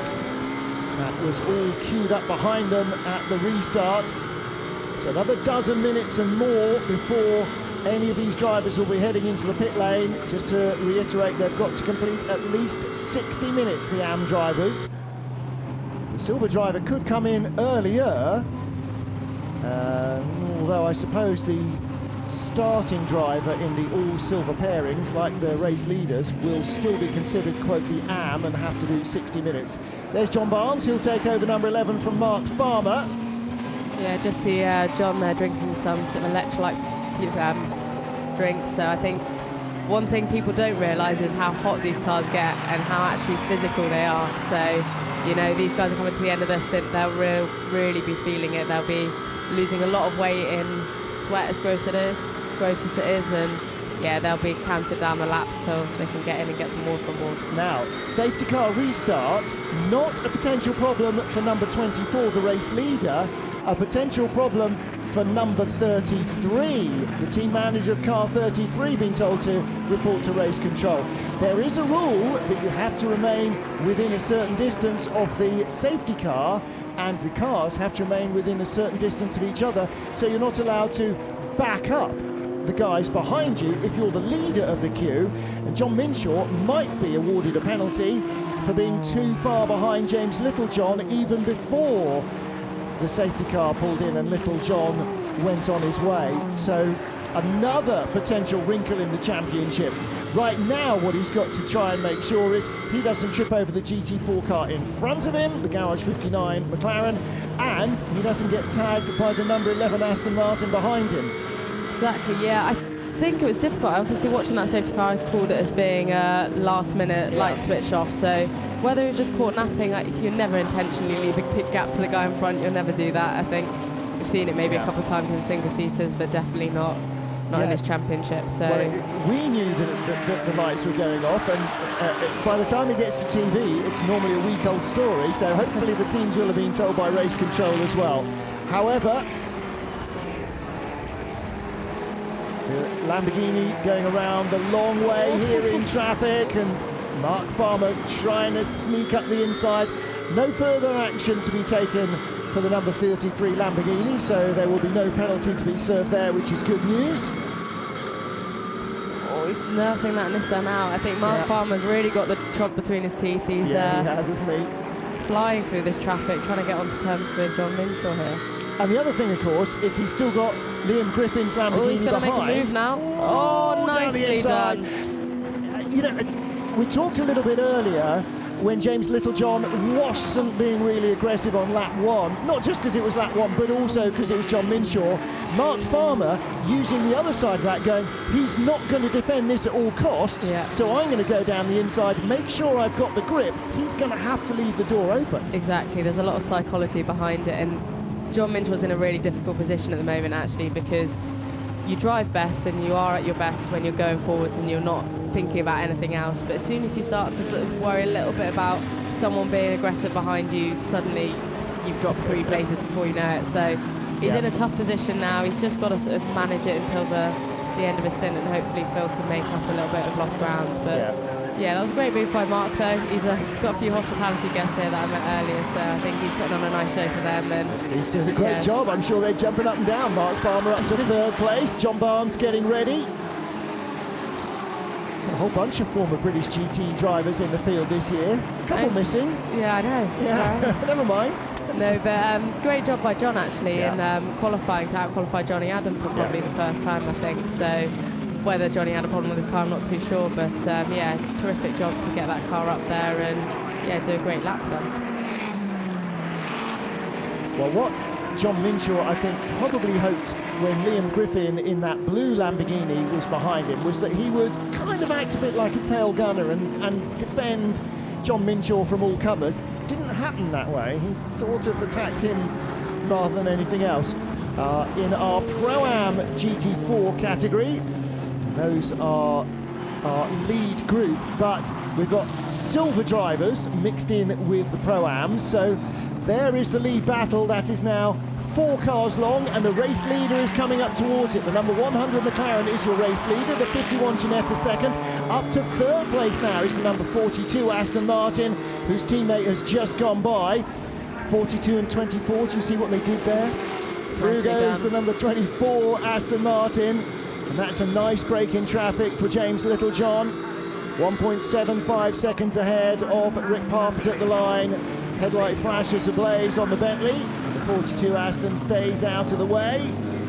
And the problem is you don't want to get hung out too wide because you know the Ginetta's behind you. You're desperately trying to stay right with the quicker car as it comes by, aren't you? Yeah, exactly. And let's see the Bentley come past. I think David Pittard's best chance here is by using these GT3 traffic to get through, and I think he tried to do that there. He knew he was there. I think he tried to get up behind him as quick as possible, but slightly misjudged it. But his best opportunity is going to be using the GT3 traffic, because watch how this McLaren takes off down the straight now. And unfortunately for him, the McLaren got a good run out of Surtees and he didn't. And here comes the number 7 Bentley of Ian Logie. And that is up behind the number 42 car of Will Phillips. And through he will go pretty quickly. There's David Pittard in the 51 car, second in the GT4 class. Right up behind him now. Yeah, these two Ginettas, the 51 Lanner Racing car and the 55 HHC Motorsport car, been on the pace everywhere. Yes, he has. Oh, and both Will of them Phillips have, and Will Phillips goes. Phillips has got a run going, but there's a GT3 car coming. He got through, so he lost a little traction. But David Pittard lost a lot of traction. So Will Phillips up to second place in the GT4 class now, and he's chasing the 100 McLaren. And that's a great run so far from Will Phillips. Raced in a Ginetta last year, and so he's got that little knowledge of where they're going to be weak compared to what he's got. Yeah, Will's done a great job at managing the tyres here, I think, because at the start of the race, he just settled into a rhythm. He didn't get involved in any battles that weren't his, did his thing, and come the end of this stint, he's right there and doing a terrific job. Definitely got an issue, yeah, 100%. I think something on that right front, I think, because it's very uncharacteristic for him to go off anywhere, let alone twice on one lap. So definitely an issue, but hopefully he can run the clock down. He's going to come in straight away now. I was going to say, if he can run it down to try and always not going around for a lap, run it down to the pit window. Looks like right front is loose actually as he turned into a wheel Surtees nut, there. I think, because he's struggling a bit on the brakes. The pedal would have gone long. It's basically the wheel just moving around slightly, and I think he's just done that wheel nut. So if he can get it back to the pits, obviously he's got 10 seconds till the pit window opens. He'll be fine, because they can make the tyre change and hopefully get back on the lead lap, or at least in contention. Yeah, the problem is, as an AM, or as a starting driver, he's going to have to do 60 minutes. Well, let's have a look here from behind. Yeah, that right front just saying no thank you. Just not turning left at all, is it? Not having it. And he's going, oh, come on! Yeah. Hands crossed, desperate to get, it's like he's hit ice or something. He's just skated straight off. Yeah, I think that wheel nut's just come loose and moving around on the old wheel. So, yeah, unlucky, but also lucky to be within the pit window. Sam Tordoff getting loads of miles in the GT racing this year, not just British GTs, his first year ever in sports car racing, GT racing, but also in the Spa 24 Hours last weekend. And he's getting ready to take over the number 6 Lamborghini from Liam Griffin. Qualifying for these races happens for each class in 2 sessions. One driver goes out, sets the time, the other driver goes out, sets the time in his group, and it's the aggregate time that's best for the car, but whichever car has the best aggregate time, i.e. the 2 drivers added up took the least time to get round, that sets pole. So you can't have one superstar performance, the other one being hopeless, and be at the front end of the grid. So Liam Griffin and Sam Tordoff did a really good job in qualifying to end up in 4th place on the grid. And again, a really good job in the race by Liam Griffin. Oh, he's going for a move. Oh, and he's alongside, and he's going to have to let him go through. So he moves up to 4th with 3.5 minutes of this part of the race still to go. You see Phil Keane is ready to get in immediately, and I'm sure Johnny Adam will be in the number 1 Aston Martin as soon as possible as well.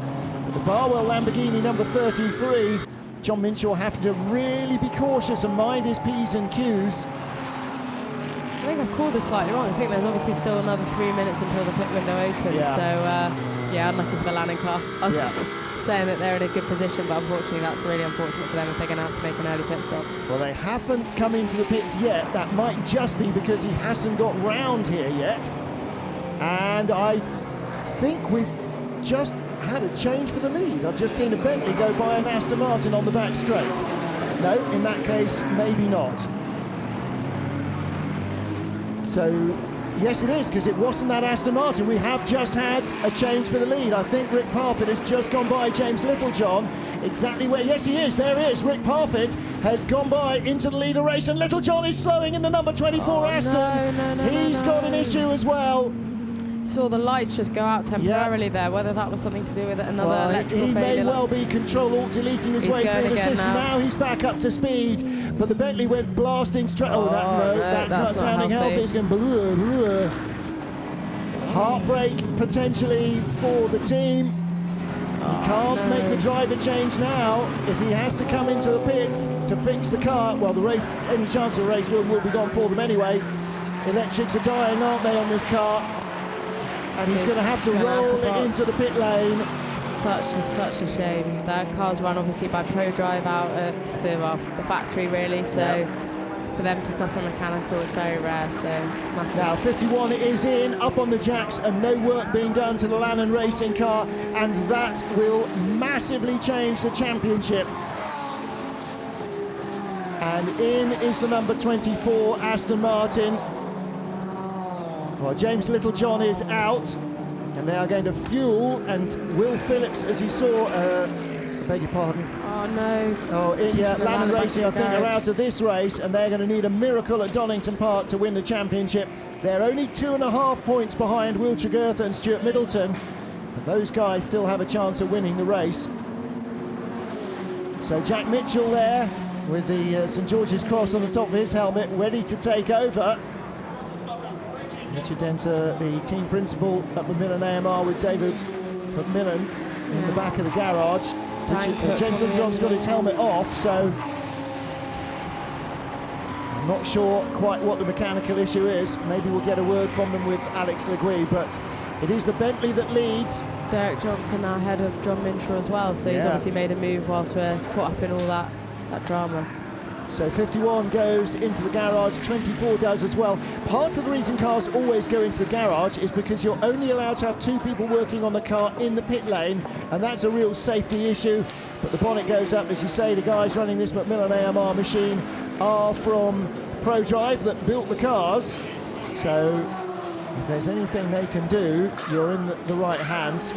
Well, there's our championship leader, now down to 5th place. You saw Phil Keane with the helmet on. So they're obviously discussing when John Minshaw is coming in. We're now into the second hour. He could have come in then. Pit stop window is open, and he could have come in. We have got pit callers. Ian Loggy is in. Oh no, it's not Ian Loggy, it's the GT4 green Mercedes. leader. So that is Richard Neary and the GT4 leader. Now here's where it's absolutely crucial to obviously be fast in the pits, make the driver change, do everything they need to, but ultimately not go too quick, because we've seen teams be so tenths of seconds too fast. Car's starting to roll down the pits because there is a downhill grade here. Fuel goes in. So driver out, fuel in. Once the fuel's completed, then you can do tyres and put the new driver in. And for safety reasons, it is fuel only. You're not allowed to do anything else. You can just see how tight it's starting to get in the pit lane. I think when you start to pan out, you'll realise how tight this is really going to get with all the drivers starting to pour in. So strategy will pay into account. If some of the drivers can hold it off for a few laps, it's better. Leaders in. Leaders in. Leaders in. Rick Parfitt brings the Bentley in as early as he can. When he crossed the line last time round, there was still more than an hour left to go. Now he's in his pit stop window, so he'll come to Team Parker. The Lamborghini's right at the far end of the garage by pit in, and the Bentley's right down almost underneath us at pit out. So they have the longest crawl down the pit lane, but they have the shortest blast for the new driver to get back up to speed. Yeah, John Minshaw opting to stay out a little bit longer. I think that's a good call, to be honest, because it can get so busy in that pit lane. Don't think that's a bad idea. Liam Griffin and Sam Tordoff, and then on goes the fuel. You can either use a hose or a churn. It's entirely up to you. Yeah, between the teams, I think you can only have one hose. One rig. One rig. So, yeah, with the cars with 2 teams, we'll often have dump turns for one car and use the rig for the other one. So that's what they're doing with the Barwell Lamborghini, obviously. So the number 6 car gets the option to come in early, and that will have been decided by the team. Whoever's in front, I'm assuming, gets the choice of whether they want to come in first or second, or it might well have been pre-race. Now behind you can see the number 100 McLaren. No work going on, everything's sitting there. Remember we talked about the time that you've got to spend in the pits for a GT4 car. The minimum stop in for the driver change is 150 seconds.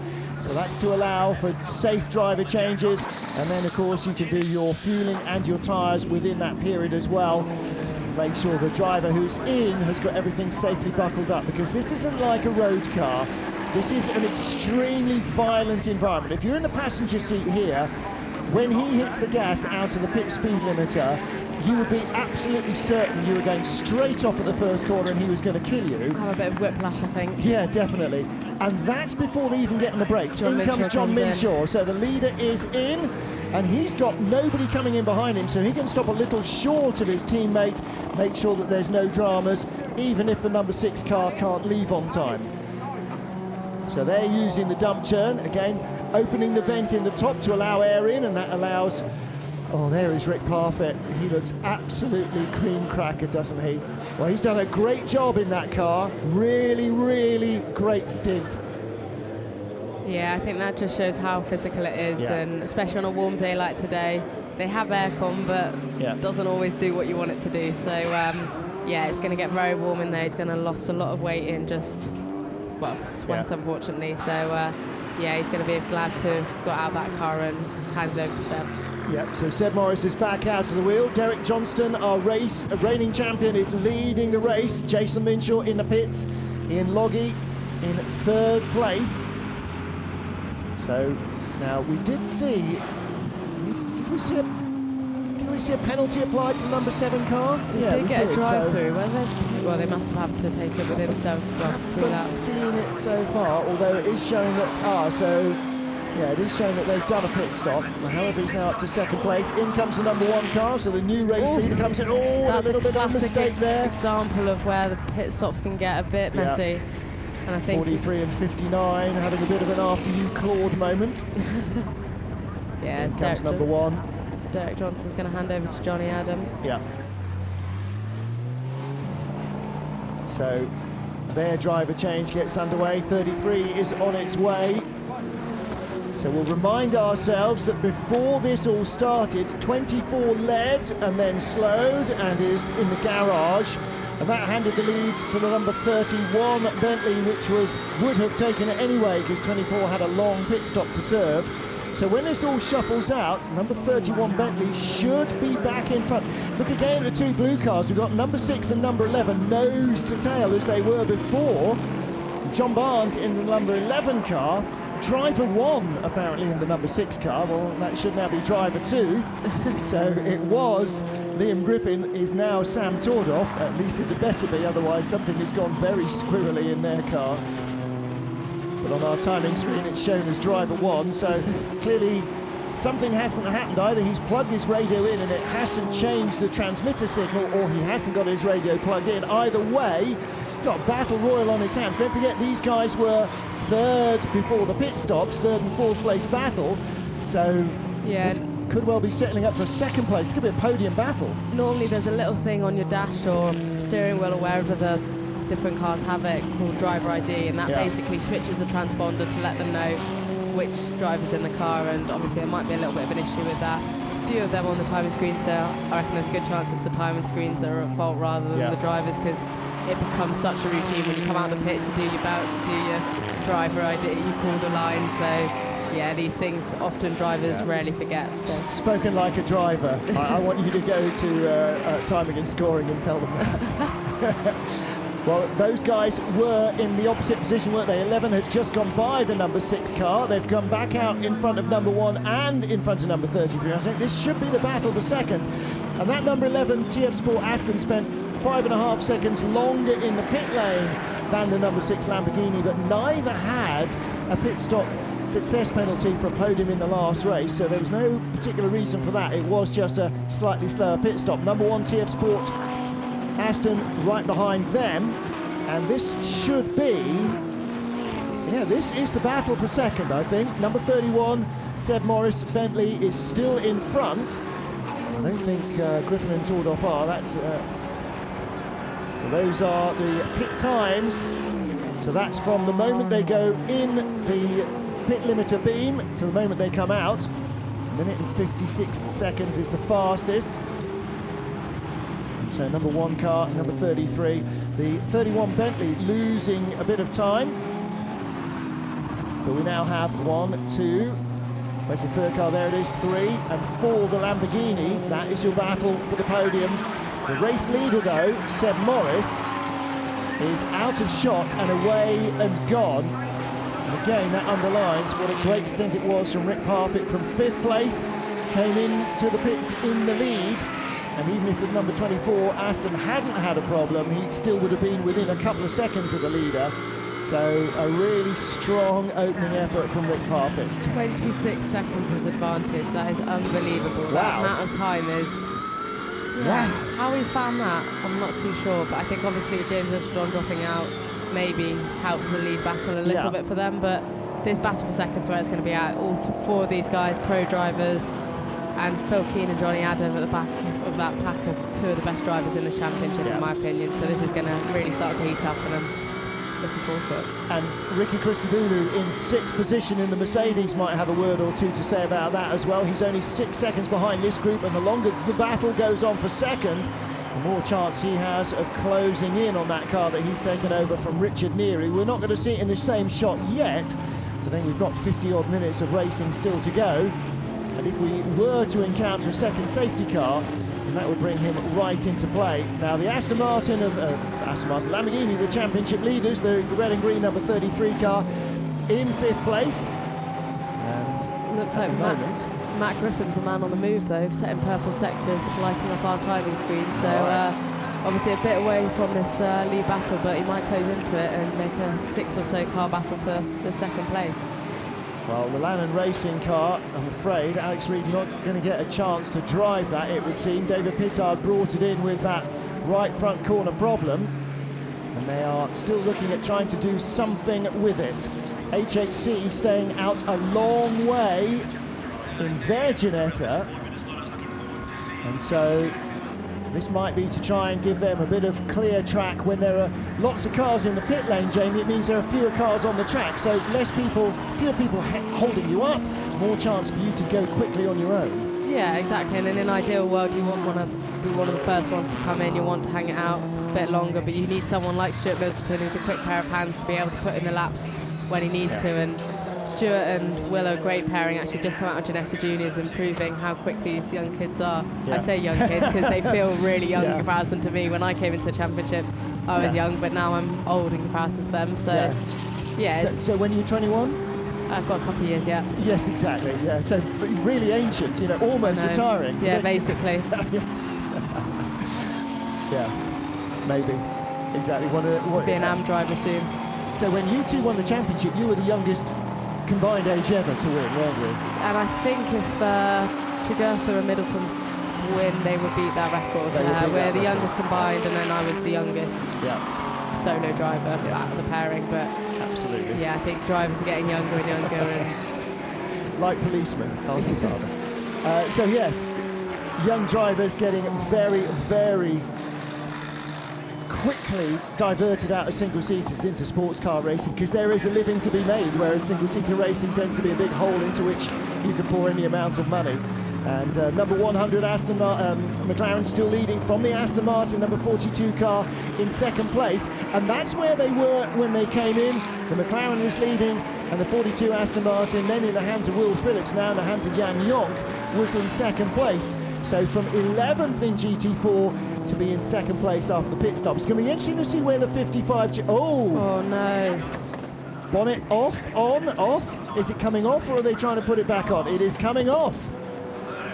Now, that's sort of what... Have they got a light issue, an electrical problem, a loose connector? Yes, loose connector with the light, and that might mean that it's throwing a short in somewhere, or something's not going right. They're getting a haywire reading on the dashboard. And this is not what we want for any contenders, but for Lannon Racing to even the playing field a little bit. If 55 had a terminal issue, then that would certainly keep the championship alive from their point of view. Do not wish that on anybody. And it looks as though they are getting ready to go. But likewise, I think they know Lannon haven't finished, so they're going to be buying their time, making sure that everything is okay, so when they go out, that all they've got to do is finish. The problem is, they've got to finish in the points. And Jamie, it's a massive GT4 field. You know, it's not 6 or 8 cars, guaranteed points finish. If they hang around too long, and don't forget, it is a long mandatory stop for GT4 cars. I think that that's their stop. I think that they've just got a long time in the pits with all the penalties and success sort of extra time added. I think that was it. Well, they had their long stop plus 15 seconds because they were second in the last race at Spa. So yes, they've got that on their side, or in their ledger they've got to deal with. Callum McLeod in number 7 Bentley, who is currently lying in 8th place, dives by the 2nd place car in GT4. And still our GT3 2nd place battle continues. Now the gap is coming down to Seb Morris. It was 26 seconds, it's now down to 24 seconds. Morris's last lap, a 1 minute 26.5. These guys a full second quicker, but 25 seconds at a second a lap, and we've only got 46 minutes at 1 minute 26 a lap. That's going to be very close. Seb Morris has to dawdle a lot for them to catch him, doesn't he? Yeah, exactly, and I think part of the issue is these drivers are very evenly matched, so they're going to be doing very, very similar laps within tenths of a second every lap, and it's going to make it difficult for them to catch each other unless someone makes a big mistake, which again is uncharacteristic for these drivers. So anything could happen. Safety car could come out and it will throw it all into play again. Those are the magic words. There's Rick Parfitt, there's Derek Johnston. Don't know if they're I thought they're congratulating each other. Obviously not. I wonder whether they were talking about the restart. The Parfitt, those moves, that's on and off the throttle, isn't it? Yeah. And he's going, what were you doing at the restart? I think Rick's going, well, I was on because. I think they're just explaining the situation. Derek's obviously gone over to the Team Parker garage, but that restart did look a bit confusing to me. And although actually he's pointing up at paddock, and he's again that might have been a little incident between the two of them. Get some lip reading specialists to come translate. Driver hand signals are always the same, aren't they? Yeah. Now 51 Lannon Racing getting ready, hopefully, to go back out again. Plug the radio in. And they unfortunately are down in 28th, and that means they are out of the points in GT4. They need to use this as a test session if nothing else though. I think they need to go out and get some laps under their belts, make sure they resolve the issue. So regardless of the situation with the title battle, they need to go to Donington and make sure that everything's good to go. Yeah. There's definitely a little bit of bar and banter now going on between Derek Johnston and Rick Parfitt. And their race is over as far as anything they can do now in the car. It's all done, so they've got to let their teammates get on with it. The pros are in the car in those combinations. Seb Morris in the number 31 Bentley and Johnny Adam in that number 1 Aston Martin, still trying to close on John Barnes in front of him. Well, let's get down to the Bentley garage. Alex Legui is with Rick Parfitt. What about those hand signals? What a very, very exciting pit lane this has been at Brands Hatch. Disappointments for Lannon. Macmillan, their title hopes ended with a throttle issue. But I'm down here with Rick Parfitt Jr. What a flying start you have had. From 5th up to the top. Seb's also flying as well. Talk us through it. Well, actually, I didn't get a very good start at all, to be honest, because I got jumped, and usually my starts are quite good, and I got an absolutely atrocious start, to be honest, and saw Derek come round the outside. And Derek, he was just talking to me. He's actually my neighbour as well, so it would make for a really uncomfortable trip home if we'd hit each other. We were trying to lip read. And so I wasn't there, so he came across, and that was absolutely fine. And I knew that the Astons, we're at the point where championships are at stake, and there's a very good. Oh, hello. Blimey, what is going on there? It's your replay. Oh, that's my start, right, yeah. So you saw I got totally jumped at the start, yeah. But I knew that our car was going to come into its own because it's very, very good on its tyres. And so we knew that the Lambos had better traction and better grip initially. But as soon as the best of the grip started to go, that was the plan always, to start showing. And at this circuit, there's not a lot of places to overtake. So it was just about pressuring. And I just applied and applied and applied and applied and kept pressuring Liam. And finally, I got the run and threw it down the inside when he was slightly caught up behind a GT4. Particularly happy with the Minshaw move. You know, I was absolutely all over him. And you could see he was starting to get rattled. His lines were getting erratic, and I knew it was just a matter of time before he made a mistake. And sure enough, he made a mistake. I leant on him very slightly just because I know what John's like, and there's no way he's going to take his foot off the throttle. As you saw, he kept it buried all the way down the hill. So I thought, fair enough, if you want to have that corner, have it, but I'll get you on the cutback. And after that, head down. The Bentley's immensely strong round the back.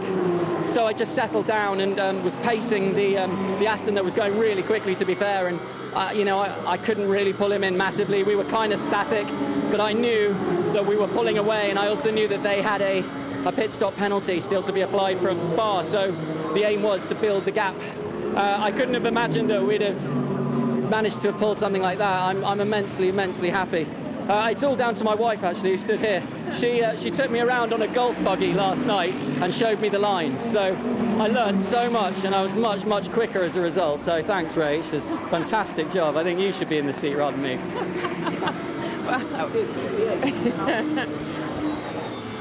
Behind every successful man, as they say, or in this case, teaching in the lines. Says a lot about women drivers, that does. Now things are going from bad to worse for Ian Loggie and Callum McLeod. They've served a drive-through penalty. Ian Loggie passing a car under safety car conditions, and now being assessed a 23-second stop-and-go penalty for speeding in the pit lane. Now, whether that was a furious Ian Loggie coming in or a fired-up Callum McLeod going out, I don't know. However, that car currently in 8th will drop way back down the order, so unfortunately their race has been shot to ribbons. That's a harsh penalty, but I think here, I don't know whether this is why you're speeding the pit lane, but here it is tough because it is a downhill pit lane. Yeah. So sometimes drivers just put the pit limiter on and sit on the limiter, as most drivers would do, but ultimately, because it's downhill, you're doing a greater speed. So whether that's put him out, I'm not too sure, but that's horrible, that penalty. We saw Century Motorsports number 43 car involved in the top half dozen in GT4 in the first part of the race. Their team managed to be summoned to race control as well, so they're not part of this lead battle, but here is our GT4 lead battle. Might be 25 seconds first to second in GT3, but it's less than 0.25 of a second first to second. And this team, Macmillan AMR, still looking for their first race win. So Sandy Mitchell and Kieran Haggerty in the number 100 McLaren. Sandy Mitchell started, Kieran Haggerty at the wheel now, ahead of Jan Jonk, who's taken over from Will Phillips in the Aston Martin. With the number 24 car retiring from the lead with those throttle issues, they would certainly be very pleased indeed if the number 42 car could claim a win here. He's having a little look down the inside. Another driver who's come from single-seater racing, come the opposite direction to Jamie, from single-seaters into GT racing. He raced in Formula 4, Formula Ford and Formula 3 as well. Now in his first ever year in GT racing. So Jan Jonk, and you see the McLaren starting to slither around in front. Now, when you can see that there's a car in trouble in front of you, that's very encouraging, because you know what tyre life you've got, and when he's starting to slide off the corners, you've got, okay, I've got him. Yeah, exactly. It's the greatest feeling when you see something like that, and I think, again, he's going to hopefully use this GT3 traffic to maybe help him a little bit, but he's obviously got the run on him, he's obviously got a bit of pace on him. He's not losing too much in a straight line, which is really important in terms of getting the move done, but he's going to have to buy his time because Kieran Haggerty, also out of single-seaters, isn't an easy guy to pass. So. No, exactly right, and those guys are their second year in the car, so they've got a little bit more experience. But the Ginetta behind, by the way, 1:11, that is a lap, one lap down on them, yeah, so it's not a part of this battle, although the Century Motorsport Ginetta blue and yellow University of Bolton car is looking very quick at the moment. Not sure what happened to them earlier on. Anna Belowska started the car, and they are a lap down, but the battle comes across the line. Last time it was 0.17. Oh, massive advantage now for the McLaren. It's out to 0.21. That's So enough though. It's tenths of a second looking at it there, I think. It's gone from half a car length to an entire car length. But that's again, all he needs, unfortunately. Yeah. I think he needs to be half a car length closer coming across that start-finish line, and he can look at a move on the brakes. But at the moment, he's just not quite got the advantage over him. Now, of course, the Bentley that came through still nearly 25 seconds ahead of the rest of the field. So these guys, Will Phillips in the number 42, Jan Jonk in the 42 Aston, has got another lap, maybe two, to try and get by the McLaren before the next bunch, which is everybody else in GT3 who's battling for second, catches up to them. And in fact, is that them in the background, or is that the third place car? Third place car is the number 43 Century Motorsports Ginetta that was started He's having a by... look. Oh, he is. Got a really good run out of there now. If he can make him defend and get the cut back, see if Kieran Haggerty... Yeah, no, Kieran Haggerty's wise to it and drives it in the middle of the road, opening the door for the Ginetta there.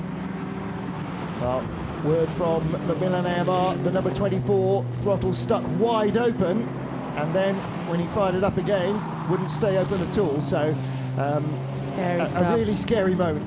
There goes Johnny Adam. He's in fourth place, and behind him comes Phil Keane in fifth spot. And how far back is Adam Christodoulou? It was 8 seconds at the line, down from 14.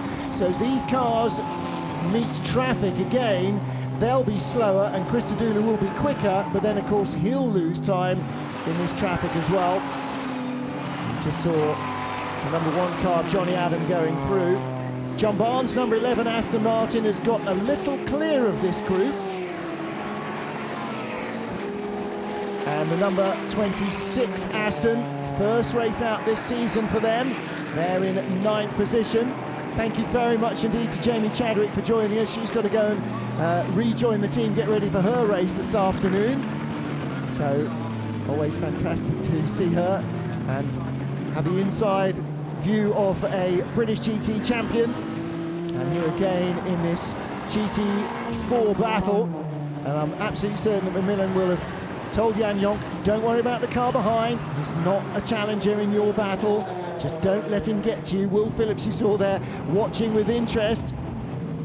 And Kieran Haggerty in the 100 McLaren, still just hanging on in front.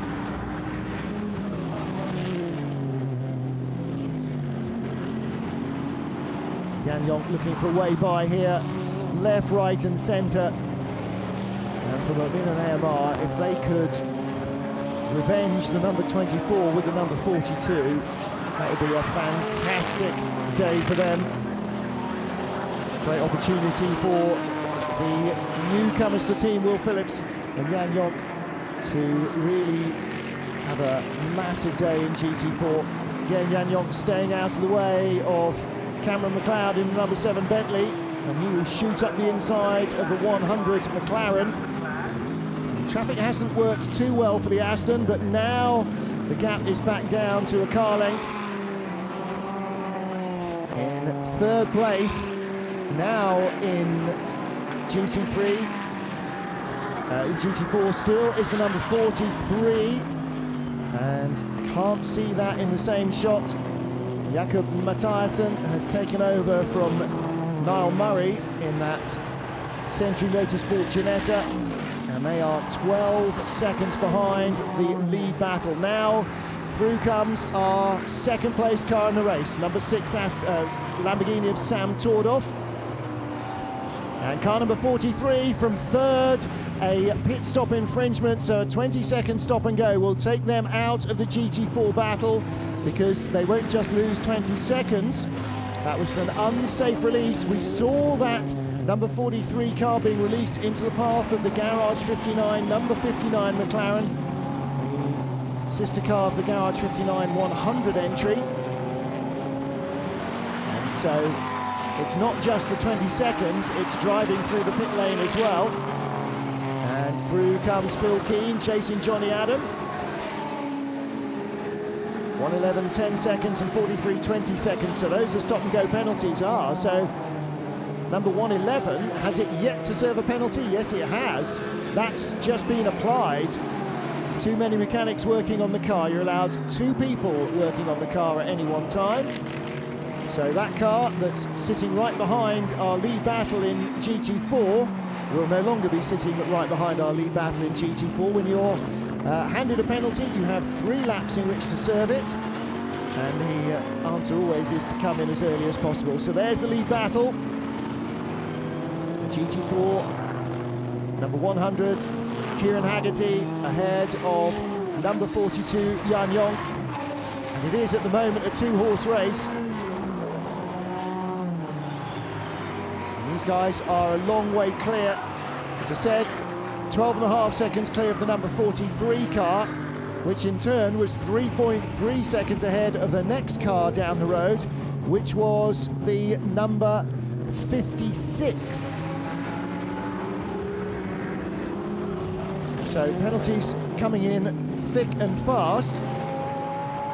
Penalty also for Into Racing's McLaren, number 29 car Marcus Hogarth and Jesse Antela. Again, too many people working on the car. So Tolman Motorsport, David Patterson and Joe Osborne will move up to 3rd place in GT4, but they'll be 20-odd seconds behind the lead battle. Adam Christodoulou in the 88 Mercedes, the grey and green car of Roll Centre Racing. He goes through, and that car in 6th position. And at the moment, 7 seconds ahead of Matt Griffin in the number 21 Ferrari. And again, at Druids, where there's nowhere through for the Aston Martin, he's all over the back of the McLaren. Kieran Haggerty playing to the strengths of his car. 111 has come in off the back of that lead battle.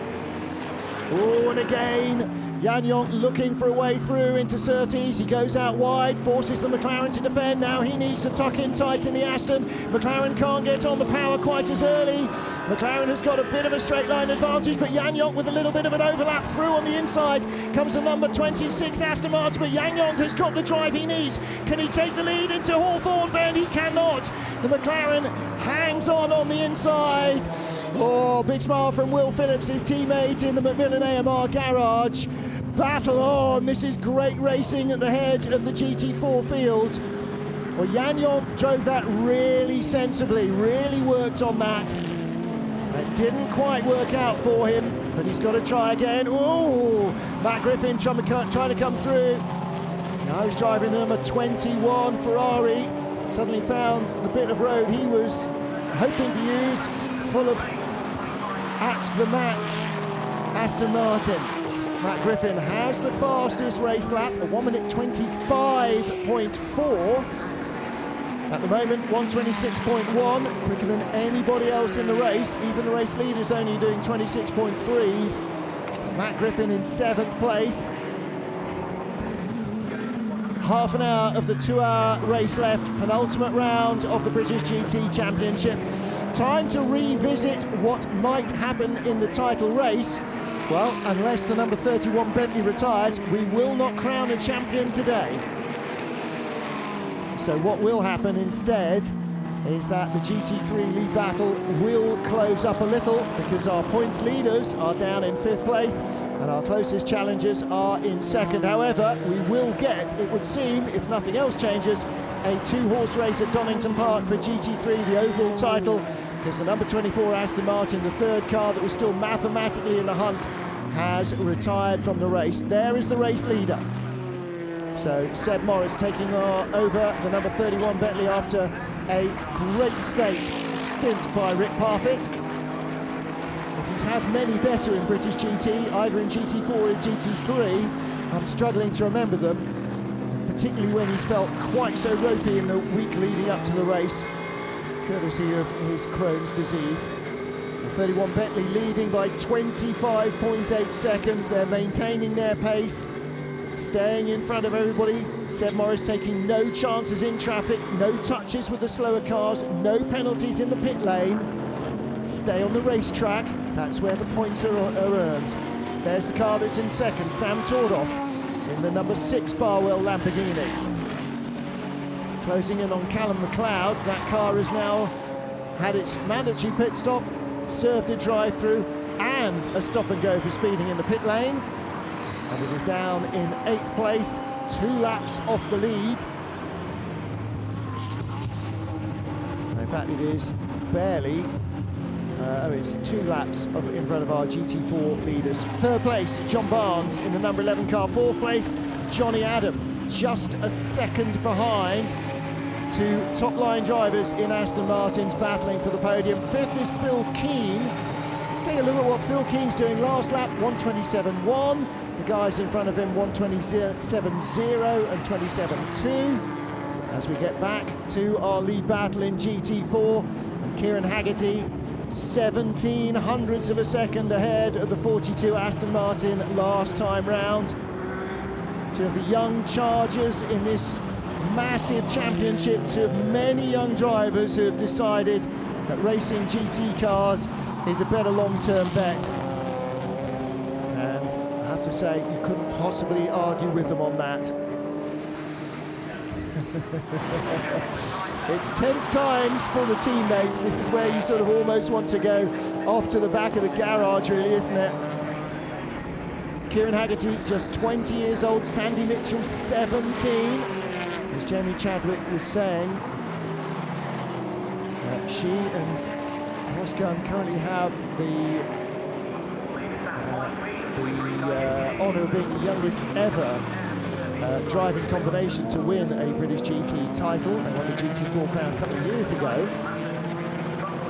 But depends who wins the championship this year, that might be beaten. However, at the moment, again, Jan Jonk having to ignore the car behind him because number 53, Martin Plowman in the Nissan, quick as he is, Plowie is not on the same lap. However, he has caught this battle, and that Nissan last time round 134.7, and because they're battling the leaders 135.3s, 135.4s. So this is a really tough position for the Nissan driver to be in. He knows it's the race lead, but he's going quicker than them. So he needs to try and find a way through, and Jan Jonk is going to try and let him through rather than be distracted. And that could have gone a little easier for Jan Jonk, but I think he did the right thing there, pulling over in Dingledell, signalling his intention as much as he could. And now what he's got to do is hope that Plowman just manages to squeeze by the McLaren and then holds up the number 100 car, because actually the gap is now as big as it's been for 10-15 minutes. The McLaren with a big advantage, courtesy of Jan Jonk having to allow Martin Plowman to get through. Now Plowman needs to be picked up by somebody in an absolute front-running car, because he could be a big star in British GT. Look how quickly he closed on the McLaren there up at Druids. He's raced in Indy cars, he's raced in IMSA, raced at Daytona, at Le Mans, he's raced in LMP2s, Daytona prototypes. He has raced in Indy cars and Indy Lights. Very, very well-rounded racing driver, still hugely fast and with an awful lot to offer the championship. And again, a driver who has decided that single-seaters is not going to offer him a long-term career, and so is trying to make it as a sports car racer. And he could have a big future. Like a lot of the drivers, needs to find the right combination of co-driver, team, and nail it all together. Well, Jan Jonk in that number 42 Aston Martin, again, young ex-single-seater refugee, raced in the UK for the last couple of years, just 18 years old, born in Denmark, still lives. Now sitting right behind Martin Plowman, hoping that the Nissan is not going to open up the gap any further between him and the McLaren, and Plowman is starting to close the gap on Kieran Haggerty. Haggerty's last lap 34.9, Plowman 34.8. And Jan Jonk 34.8 as well.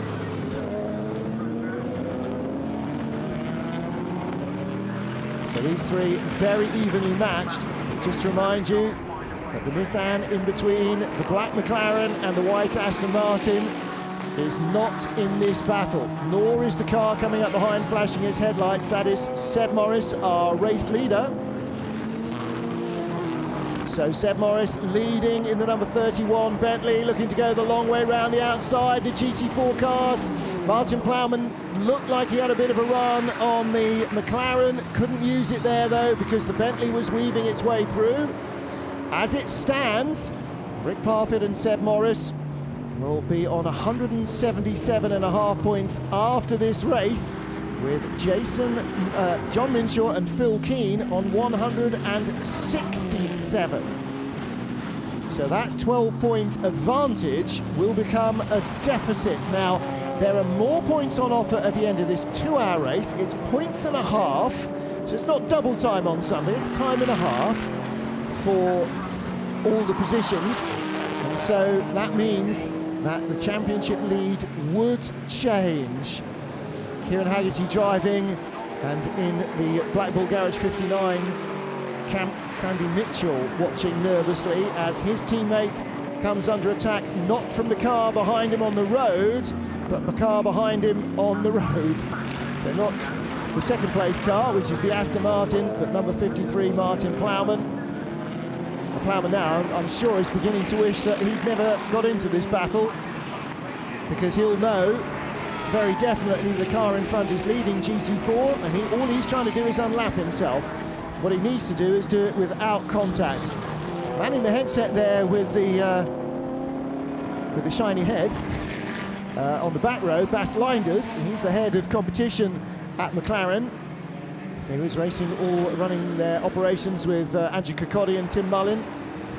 And Bas Linders in charge of all their crews in the Spa 24 Hours last year. Into the pit lane comes number 14.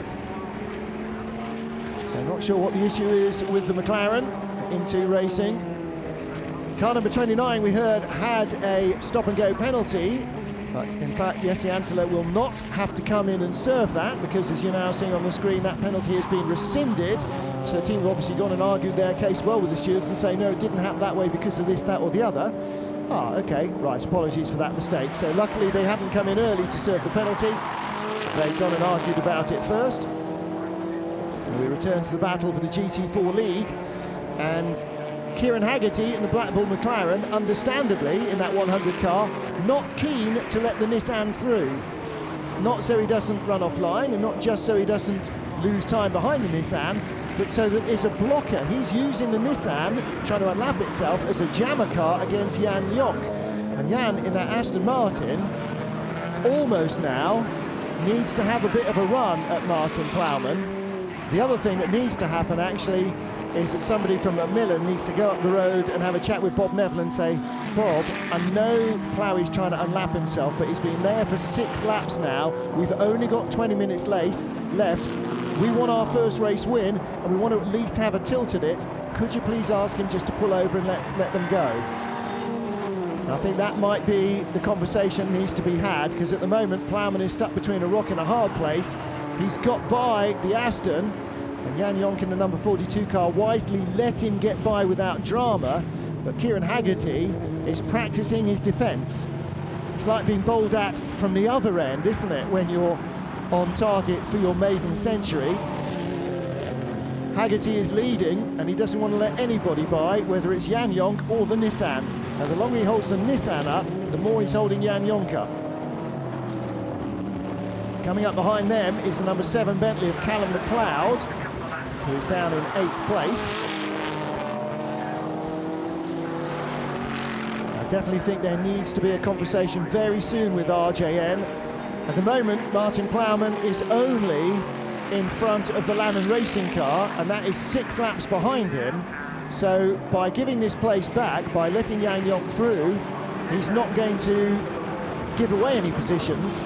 And the other problem for Plowman is that the car in front of him is still 18 seconds up the road, so it's unlikely that he's going to catch him in the remaining 18 minutes. So I'm afraid Bob Neville and his team at RJN need to say to Plowman, okay, drop back, let the leaders go, sit right behind them, because at the moment we're actually ruining the battle for the race. Number 7 Bentley comes around. And here comes Plowman, but again, Kieran Haggerty defensive on the inside.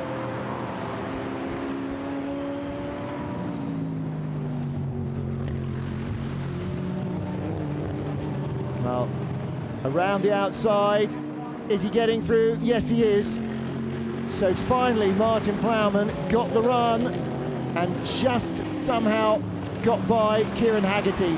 And then suddenly, because he was only a fraction quicker, Haggerty now has a car in front of him, and that's going to make negotiating traffic very tricky. Through comes Sam Tordoff on the inside. He gets by the Aston, and again Jan Jonk in a 42 Aston gets caught out in traffic, but here comes this group. Here comes John Barnes in the number 11 car, and behind them Johnny Adam in number 1, and they're all trying to carve their way through.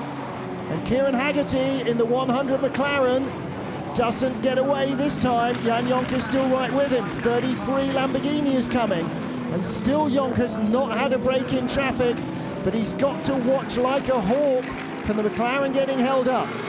Well, they all find their way by the Nissan on board now with Phil Keane in 33, and he too cut the nose off the Aston Martin, and then he goes through. Can't get by Martin Plowman's Nissan, and he'll have the grip on the inside to go by him through Surtees and down into Pilgrim Drop. He is safely clear. Now again, Jan Jonk, time is running out, 16.5 minutes. They'll have a little longer because the leader has just gone by them. Probably won't be past them again before the flag. Well, Kieran Haggerty losing a little in traffic there. Martin Plowman, now he's behind the McLaren, has cleared him. That makes life easier for Kieran Haggerty, and maybe the traffic helped. But now again we come down to this two-car race for victory, and whichever of these two, the number 100 Black Bull Garage 59 McLaren or the number 42 Macmillan AMR Aston Martin, whichever one finishes on the top step of the podium in front here, they will know they've been in a battle royal. And here is the Aston Martin's opportunity. Is very close. He's trying to have a little look down the inside. Had to go early to the inside of paddock, ran over that bump where the fillet is, where the truck comes back in from the pit lane. He's up the inside of Jurgens. There's an overlap. He's on the grass. He'll drift out wide. So will the McLaren. There's a tiny bit of contact. And through goes the Aston Martin. Now then, Bas Leinders on the radio. Keep calm. Will the stewards have to look at that? Because the Aston Martin had 2 wheels on the grass. He didn't have 4 wheels off track. But there is a change of the lead. Now then, what part will traffic have to play in the battle from here on in? Quarter of an hour still to go. Let's take a look. Jonk has a lunge up the inside. Gap is closing. He's 2 wheels on the grass, but 2 wheels on the track. There's a tiny rub between them. A little bit of side skirt, I think. Well, I'm not sure if it's that of the Aston, because they're black, or the McLaren, because they're black. But either way, somebody lost a bit. Oh my goodness me. 15 minutes to go. I'm not sure it's over. The McLaren straight line speed might help it, and there is still traffic. Okay, so let's put GT4 on hold for a fraction, go back to the lead of the race. Seb Morris in the 31 Bentley, now 33 seconds clear of this battle. There's Sam Tordoff, car number 6. Behind him is John Barnes, car number 11, the chrome blue and white. Behind him, black and white, that's the number 1 car of Johnny Adam. That is 2nd, 3rd, 4th, with the lime green, pink and white Ginetta several laps down and not in this battle. 5th place, Phil Keane, the number 33 Lamborghini, which has been unable to close on these guys in 45 minutes. I'm not sure why.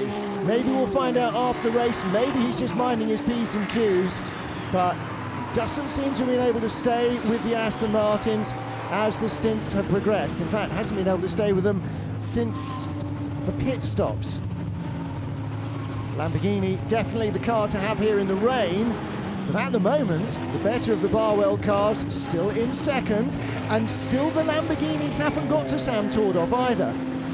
As a touring car racer, yes, he raced rear-wheel drive cars, but more recently in the front-wheel drive British touring cars. A very different beast to a rear-wheel drive Lamborghini GT3 car, but he's been getting as much practice as he can, as much time behind the wheel, and that's why he's done things like the Spa 24 Hours. not just because he needs the practice, but also because he can.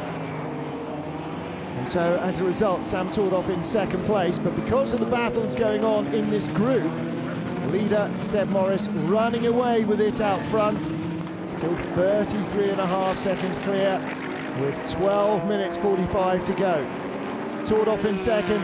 There's the battle for the final podium spot at the moment. John Barnes ahead of number 1, Johnny Adam. Both former British GT champions. Johnny Adam won the title last year with Derek Johnston. He won it also with Beechstein AMR. Should have won it twice, in fact, with Andrew Howard.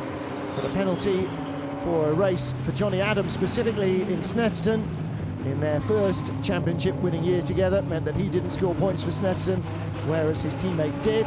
So Andrew Howard ended up as the solo champion.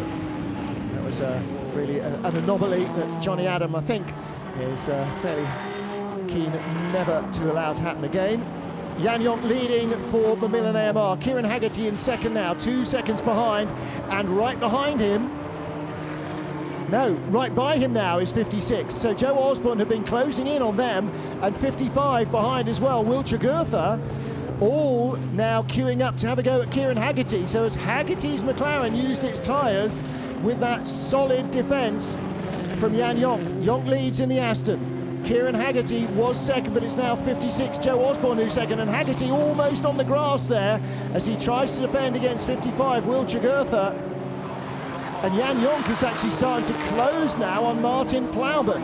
Plowman's last lap, a 34.4, Jan Jonk a 34.3. So he is closing on the Nissan in front that he followed for so long when he was trying to get into the lead of GT4. And there is the 4th place car.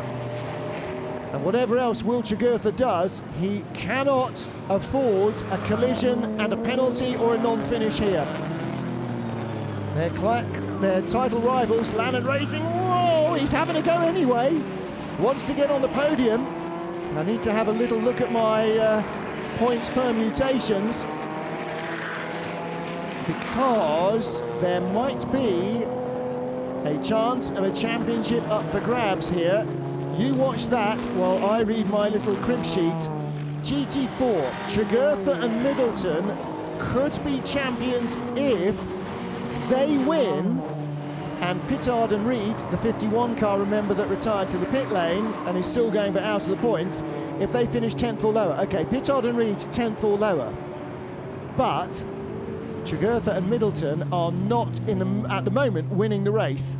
Now, could they win the race? I don't know. Looking at the moment, Will Jagurtha for 3rd place, only 2.5 points ahead of the Lannon Racing car coming into this, David Pittard and Alex Reed. But at the moment, every single point they get here is a bigger cushion going into the season finale in Donington Park in a few weeks' time. Wow. So the title unlikely to be tied up here unless there's some sort of kerfuffle, but little conflab in the McLaren garage. What is going on at garage 59? What are they hearing on the radio from Kieran Haggerty in car number 100? Well, whatever it is, his lap times have dropped right off. Fastest lap of that car, 33.9. He's now doing 36.5s. And he's been left behind by Jan Jonk, Joe Osborne and Will Jagurtha is all over the back of him for 3rd.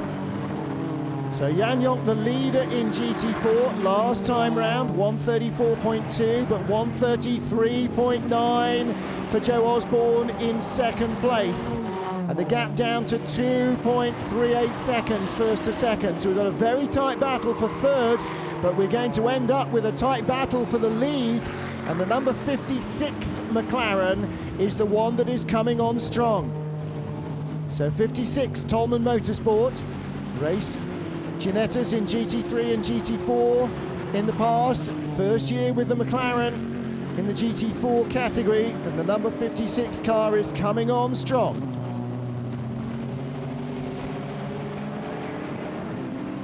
Well, the battle continues between the 100 McLaren And the 55, Ginetta, and nearly takes the nose off the race leader, Seb Morris. And Seb hoping to get through into clearways, but the Ginetta had to go somewhere and the McLaren had to go somewhere. Rick Parfitt can breathe again for a moment inside the final 8 minutes. So maybe another 5 laps for the Bentley. And the Bentley soon will catch the lead battle in GT4. The gap in the lead battle is now down to 2.4 seconds. So in the number 56 car, Joe Osborne can see clearly in front of him Jan Jonk in the number 42 car. So David Patterson, Joe Osborne in a podium position at the moment, pulling easily away from this battle for third in GT4, but they are looking at the Aston Martin that leads the race and closing the gap down. Again, last time round, honours were even. Jan Jonk 34.13, Joe Osborne 34.17. So Jan Jonk holding his advantage, and the team, both teams, all 4 teams in the lead of this GT4 race will be starting to turn blue in the face, and Kieran Houghty runs out of road, but will he get on? Yes, just gets back on in front of the number 55 Ginetta. Oh my goodness me. Fingers crossed, prayers being offered to every deity that they can think of at Blackpool Garage 59. And right behind them, the HHC Motorsport Ginetta, desperately looking for a way through. Seb Morris continues to lead, 6 minutes to go, 4 laps. Sam Tordoff second, John Barnes third, right with him. And in the GT4 class, it looks as though Jan Jonk has just gone back past Martin Plowman. Either that he's passed the other GT4 Nissan. However, the battle for third continues. Here's the battle for second overall. Number 6, Lamborghini, carving his way through traffic. There's number 11, number 1 and number 33, as was all together. And they're soon going to catch the GT4 leaders, now working their way past 86. And the 86 Toyota there on the grass is about 5th in the GT4 running order. So the next group they come up to will be battle for third in GT4, and then soon the battle for the lead in GT4. Seb Morris still leading, 32.2 seconds. So gaps come down 1.1 in the last couple of seconds, last couple of laps. He's obviously been cautious in traffic, and rightly so. Also sort of getting held up as he tried to get by the number 100 McLaren, didn't we, in the battle for third in GT4. And this battle for second, very stable, the gaps remain, a couple of car lengths between all of these cars. The one closing in on the back is Phil Keane in 33.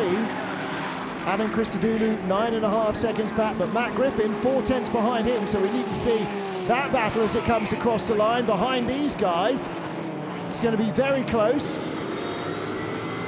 Underneath me, the Mercedes and the Ferrari are nearly nose to tail. It's as close as any of these battles. Seb Morris way out front. And the lead battle in GT4, the gap still at 2.8 seconds. Joe Osborne a fraction quicker on the last lap, but only a fraction.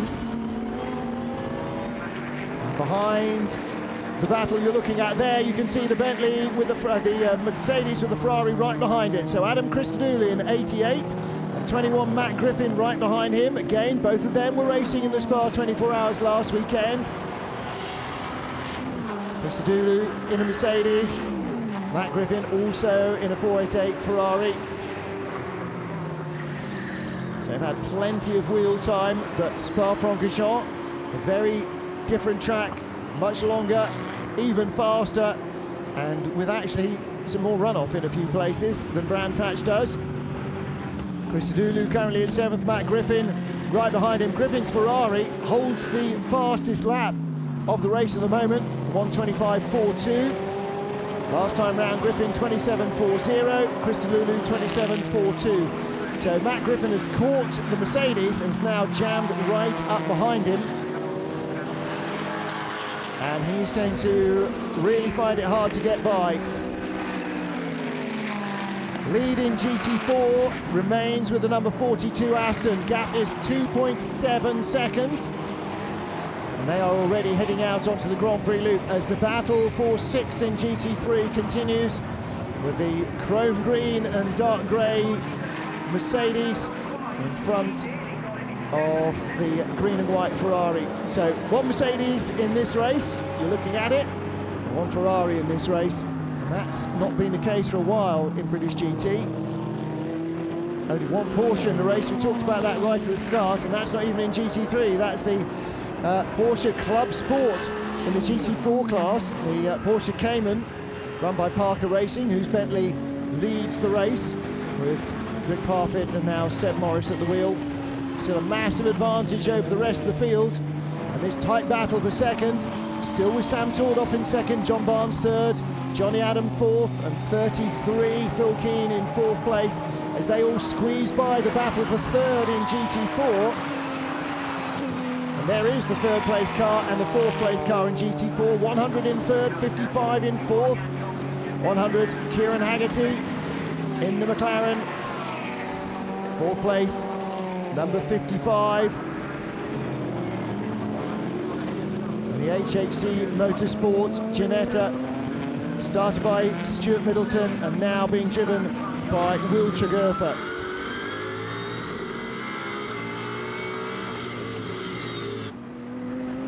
Little drift out over the grass in Graham Hill Bend by number 11 and number 1. Tidy line from 33, and behind, still the battle for third in GT4 rages on. And Kieran Haggerty in that 100 car, clinging on by the skin of his teeth. He's got no grip left, has he? And the Ginetta so close now, is almost pushing him out of Surtees. And again, the speed in the straight line of the McLaren is what helps him ease away. Will Tregurtha can't use that mid to late corner speed of the Ginetta, trying to have a look around the McLaren, who again struggled on the exit of Hawthorne. Didn't see it as we were watching the Mercedes and the Ferrari behind. On through, change. Up to third place has gone Will Tregurtha, and he's got to try and somehow hang on to third while letting these GT3 cars go around him. Will Tregurtha up to third, stays over to driver's left, and Kieran Haggerty, I think, just ran out of tyre there on the exit of Westfield. Time has run down to 0. Leaders have gone across the line in GT3 and in GT4. Battle for 6 is nose to tail. One chance left for Matt Griffin in the Ferrari, or one lap left. But we're waiting now as the battles start to rage for the number 31 car coming through.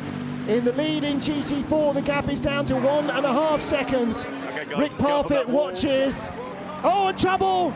There is the 56 car that was in second place, I think.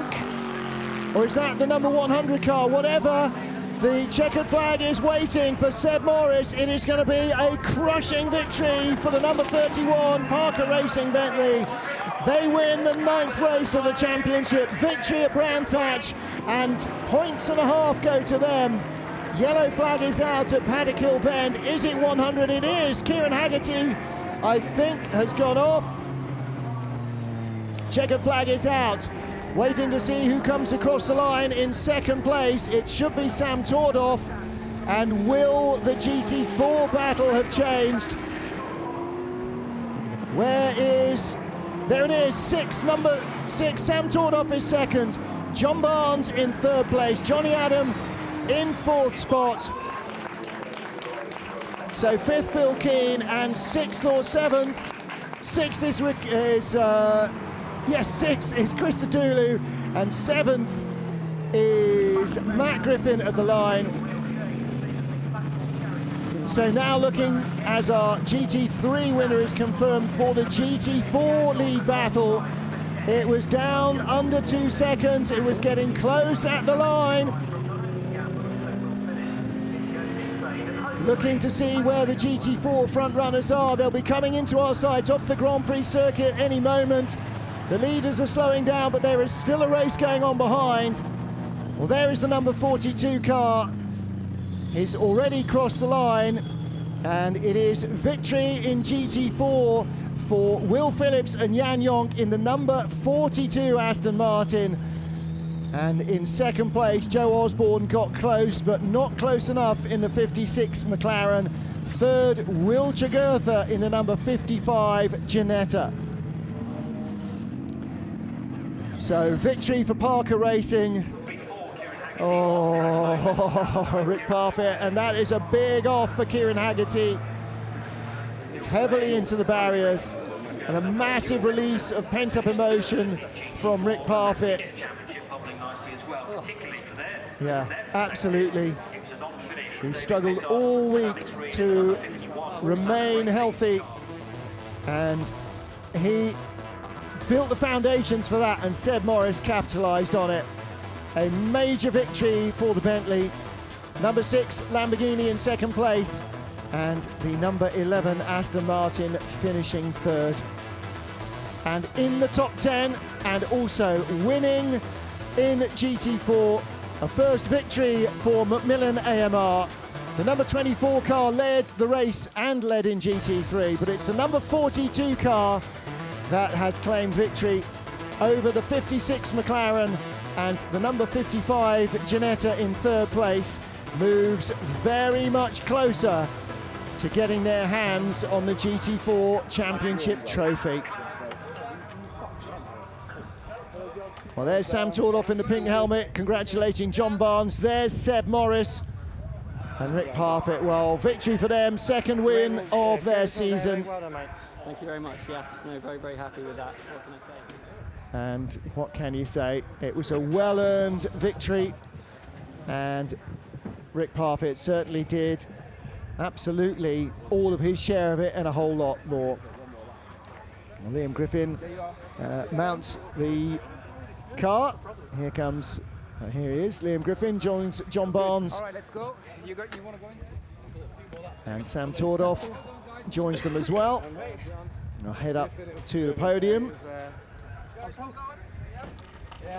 So Bentley, Lamborghini, Aston Martin, your top three. Aston Martin, Lamborghini, Mercedes, ahead of Ferrari and Bentley.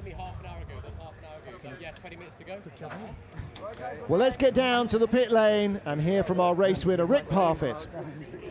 Well, now you can breathe a sigh of relief. Rick, you had a tough week leading up to this, but my goodness me, you worked hard and Seb continued that fantastic stint. Yeah, you know, 4 days ago I was bedridden with Crohn's, and so got an emotional wreck yet again.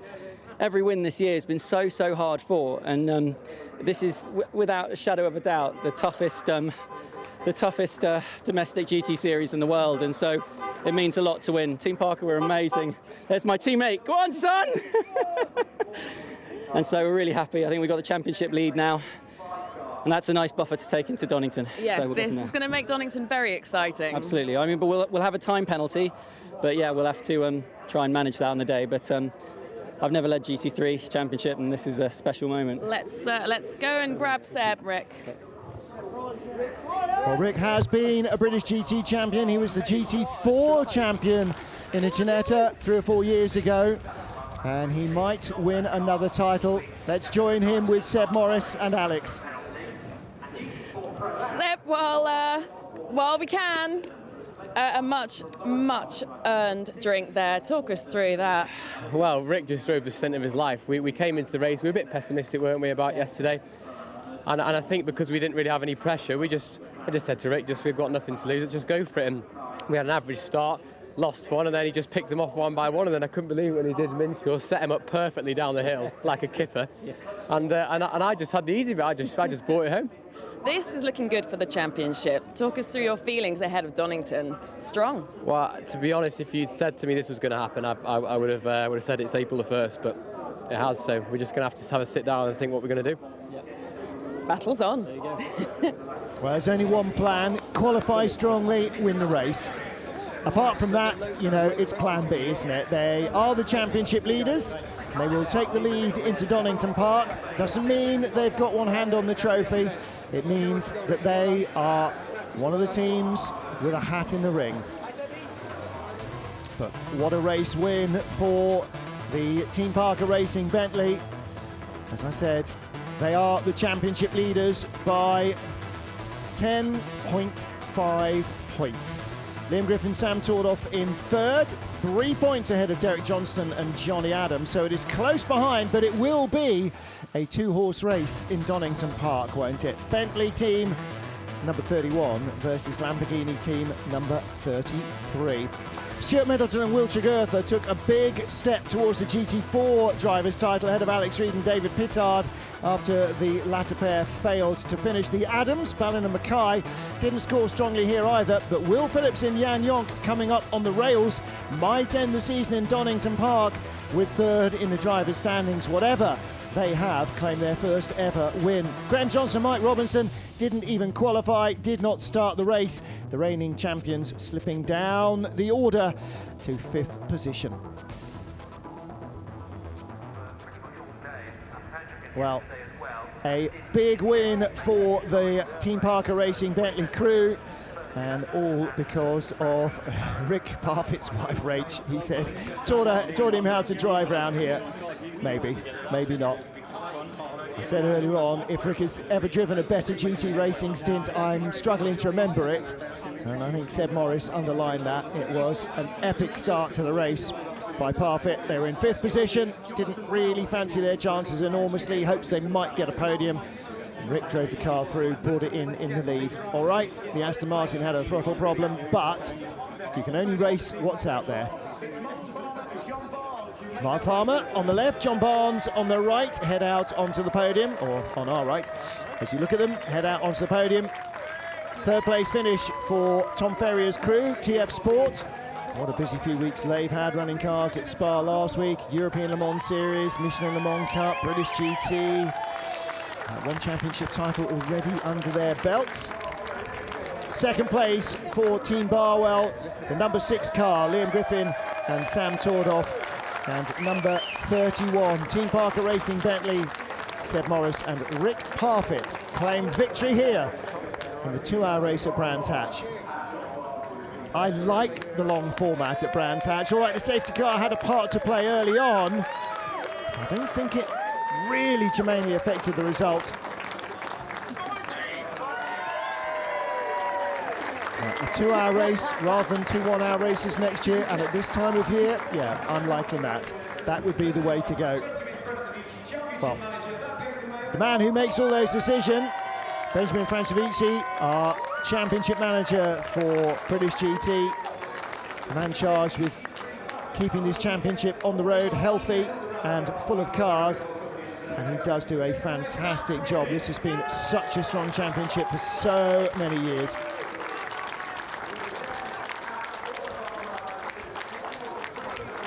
Fastest race lap went to Matt Griffin in the GT4 field in the number 21 Spirit Race Ferrari. So he gets the trophy for that. No dosh, I'm not sure if there is dosh for fastest lap. Whatever. Matt Griffin, no questioning his speed. Some very, very strong drivers in this championship. And as Rick Parfitt said, it is probably the toughest domestic series to crack. If you want to get harder racing than this, then you're off into international championships.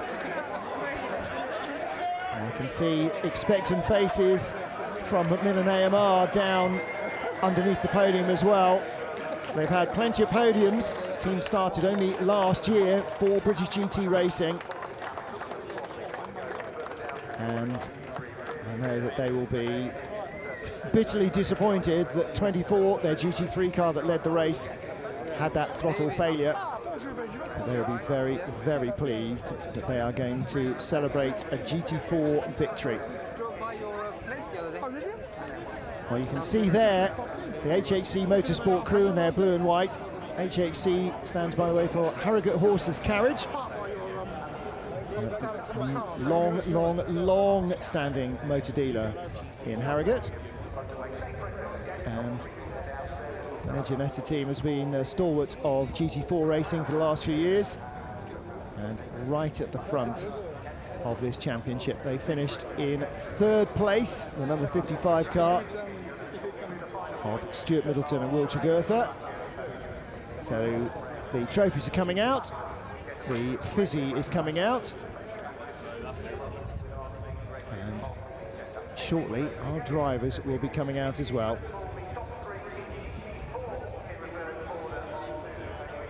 So 3rd place on the podium from the number 55 HHC Motorsports Ginetta, Stuart Middleton and Will Tregurtha.